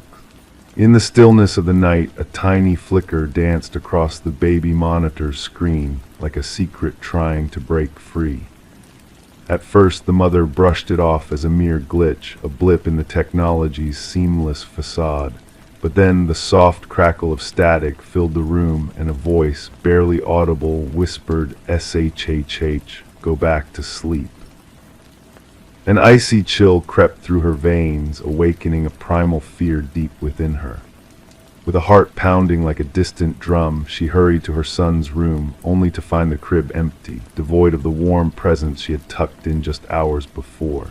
The window stood closed, the door securely locked. There was no logical explanation for the absence of her precious child, except for the stuffed rabbit lying on the floor, its unblinking black eyes fixed on her, as if silently witnessing the unseen. In a frenzy of panic and despair, she screamed until her voice gave out, her cries piercing the veil of the night and reaching the ears of concerned neighbors who summoned help. When the authorities arrived, they found her cradling the stuffed rabbit, lost in a world of anguish and confusion on the nursery floor. Samuel, her 4-month-old infant, had vanished without a trace, leaving behind a void that echoed with unanswered questions. As the investigation unfolded, the mystery deepened, shrouded in shadows of doubt and suspicion. No signs of forced entry marred the sanctity of the home, no alarms were triggered in the dead of night. The baby monitor footage, once a silent observer, now harbored a sinister secret, a voice from beyond, a presence uninvited. Whispers of suspicion swirled around Rebecca, casting a shadow of doubt on her grieving heart. Her husband, Daniel, absent on business, became a distant figure in the unfolding drama. The threads of their strained marriage unraveled under the weight of uncertainty, revealing hidden fractures beneath the surface. And then a glimmer of hope emerged from the darkness, a thread of evidence so delicate yet profound. Microscopic fibers, foreign to the household, clung to the nursery windowsill, hinting at an intruder's clandestine entry from the shadows outside. The focus shifted, unveiling a trail of breadcrumbs leading to a revelation waiting to be unveiled. With each revelation, the truth unraveled like a delicate tapestry, woven with threads of betrayal and deceit. Daniel, returning to a world shattered by loss, found himself ensnared in a web of his own making. His hands, marked by the calluses of a hidden passion for rock climbing, betrayed a darker truth lurking beneath the surface. As the pieces of the puzzle fell into place, a chilling narrative emerged, a tale of greed and betrayal, of two lives intertwined in a dance of deception.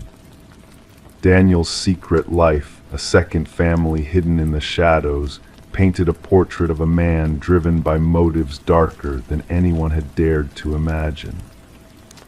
And in the heart of the storm, the baby monitor stood as a silent witness to the truth, its digital eyes unblinking in the face of deceit. Hacked and manipulated, it bore the mark of a twisted game played by unseen hands, orchestrating a tragedy that defied reason. In a basement shrouded in darkness, a woman named Elaine emerged as a specter from the past, her eyes vacant yet filled with a haunting purpose. Samuel, the innocent pawn in a game of broken hearts, found solace in her arms, a makeshift family forged in the crucible of loss and longing. The courtroom, hushed in anticipation, bore witness to the unraveling of a macabre tale, where whispers of a mother's grief mingled with the echoes of a father's betrayal. The truth, laid bare in the chilling audio of the baby monitor, echoed through the halls of justice, condemning the guilty to a fate sealed in shadows. And as the final gavel fell, casting its judgment upon the perpetrators of a heinous crime, Rebecca and Samuel found solace in a new dawn, far from the shadows of the past. The stuffed rabbit, a silent sentinel of the night's darkest hour, remained locked away, a reminder of the truths that lingered in the silence. For Samuel, the child who would never recall the night he slipped into the realm of shadows, a future awaited, untainted by the ghosts of his past. And for Rebecca, the guardian of secrets too heavy to bear, the baby monitor stood as a silent sentinel, a sentinel of truths whispered in the night, unseen yet ever present. Story 27, the town kept silent about the house nestled at the edge of the woods. It stood solitary, its windows draped in darkness, its porch weary from the weight of time. No one laid claim to it, no memory lingered of its builder. Yet when a band of hikers strayed too near, they glimpsed an oddity names etched into the wooden siding, carved deep like omens. At the list's end, fresh and untouched, was a name unfamiliar to all, until a whisper trembled among them, "That's mine." In the dead of night, a call came through to dispatch. A routine report of trespassing was logged. The voice on the line belonged to Mason Wright, the leader of the hiking group who found his name etched into the abandoned dwelling. Responding officers anticipated mere mischief, perhaps a prank among peers, but what awaited them defied reason. Detective Sarah Keller arrived as nightfall draped the forest. Her flashlight pierced the shadows, revealing the weathered face of the structure. The names 27 in total adorned the eastern wall in a vertical procession. Some had blurred with time, nearly vanishing against the aged wood. Others remained sharp, as if freshly carved. And at the base, Mason Wright, the incision still smelling faintly of sawdust. "I've never set foot here before," Mason asserted, his breath billowing in the chilly air. "I can't fathom how my name came to be known." The inquiry commenced with checks on each listed name. The findings sent shivers down the spines of the detective team. Every name corresponded to a person reported missing over the past 4 decades. Some cases had gone cold, others remained active. Yet all shared a chilling similarity: the individuals had vanished while hiking solo. Forensic experts meticulously documented each carving, noting the depths, techniques, and aging patterns. The oldest name, Rebecca Hansen, aligned with a missing persons case from 37 years prior. Reports recounted a young woman who ventured into the woods and never returned. Search parties unearthed naught but a lone hiking boot beside a stream. Detective Keller delved into Mason's background extensively. His account remained unwavering. He bore no ties to the area beyond his recent hike with 4 college comrades. They had selected the trail at random, guided by an online suggestion. Nothing in his history linked him to the other names on the wall. The focus shifted to Mason's companions. Emily Chen, the group's photographer, presented snapshots taken during their excursion. Upon scrutiny, analysts noted a disquieting detail: a vague figure loomed in the background of 3 distinct photos. The form resembled a tall, slender man, always half obscured by trees. "We saw no one else along the trail," Emily insisted. "We'd have remembered." Detective Keller sanctioned a search of the house's interior. The edifice appeared forsaken, dust cloaked every surface, furniture lay in disarray. Yet in the basement, officers stumbled upon a harrowing sight. Personal effects belonging to the missing hikers were arranged neatly on shelves. Watches, backpacks, cameras, wallets, each labeled with a name matching those outside. Technicians cataloged every item meticulously. Beneath ultraviolet light, blood traces emerged on the concrete floor, stains of years past that someone had tried to erase. Ground-penetrating radar detected no bodies beneath the house, yet cadaver dogs signaled repeatedly at the forest's densest edge. As the probe intensified, Detective Keller observed peculiar behavior from Mason Wright. He reported eerie incidents, whispers outside his flat, footprints in fresh snow leading to his door but not away, figures lurking on the street. A patrol was assigned to guard him, yet Mason's paranoia escalated. A breakthrough came with the unearthing of land records from county archives. The house had belonged to a recluse hunter named Victor Blackwood. Neighbors seldom glimpsed him, recalling brief encounters with an unnervingly tall, gaunt man who shunned conversation. Blackwood vanished without a trace 15 years prior, his disappearance left uninvestigated. Detective Keller secured a warrant to delve deeper into the surrounding forest. The search party uncovered a network of rudimentary hunting blinds strategically stationed along popular trails. Within one, they unearthed a journal brimming with meticulous observations, accounts of hikers, their paths, gear, and routines. The script matched samples from Blackwood's scant documents. Entries progressed from hunting techniques for animals to viewing humans as prey, their behaviors, weaknesses, and methods of collection. The final pages delineated stalking each victim on the wall, detailing how he selected his quarry. A manhunt for Blackwood spanned multiple jurisdictions. Helicopters armed with thermal imaging scoured the forest. Tactical units combed every crevice and cavern, yet the suspect eluded all pursuit. Mason Wright ceased responding to calls. Officers dispatched to his abode found it deserted, with a fresh inscription on his bedroom wall: "The hunter becomes the hunted." The search for Mason extended fruitlessly for weeks. Then, during a secondary sweep of Blackwood's dwelling, forensic technicians unearthed a chilling find. Concealed behind a false wall in the basement lay a workshop with woodworking tools, jars of preservatives, and a freshly carved wooden piece bearing a new name not yet affixed to the exterior wall. Detective Keller recognized the name instantly. It belonged to the chief forensic technician who had processed the house at the investigation's onset. The technician had called in sick that morning, unreachable by phone. Authorities erected a vigilant watch around the house. Cameras documented every approach. Motion sensors monitored for intrusions. The trap was set. 3 nights later, alarms sounded. Surveillance footage captured a figure emerging from the forest, impossibly tall and slender, moving with unnatural elegance. As tactical teams closed in, the cameras briefly lost connection. Upon restoration, the figure had vanished. To this day, the house remains under constant watch.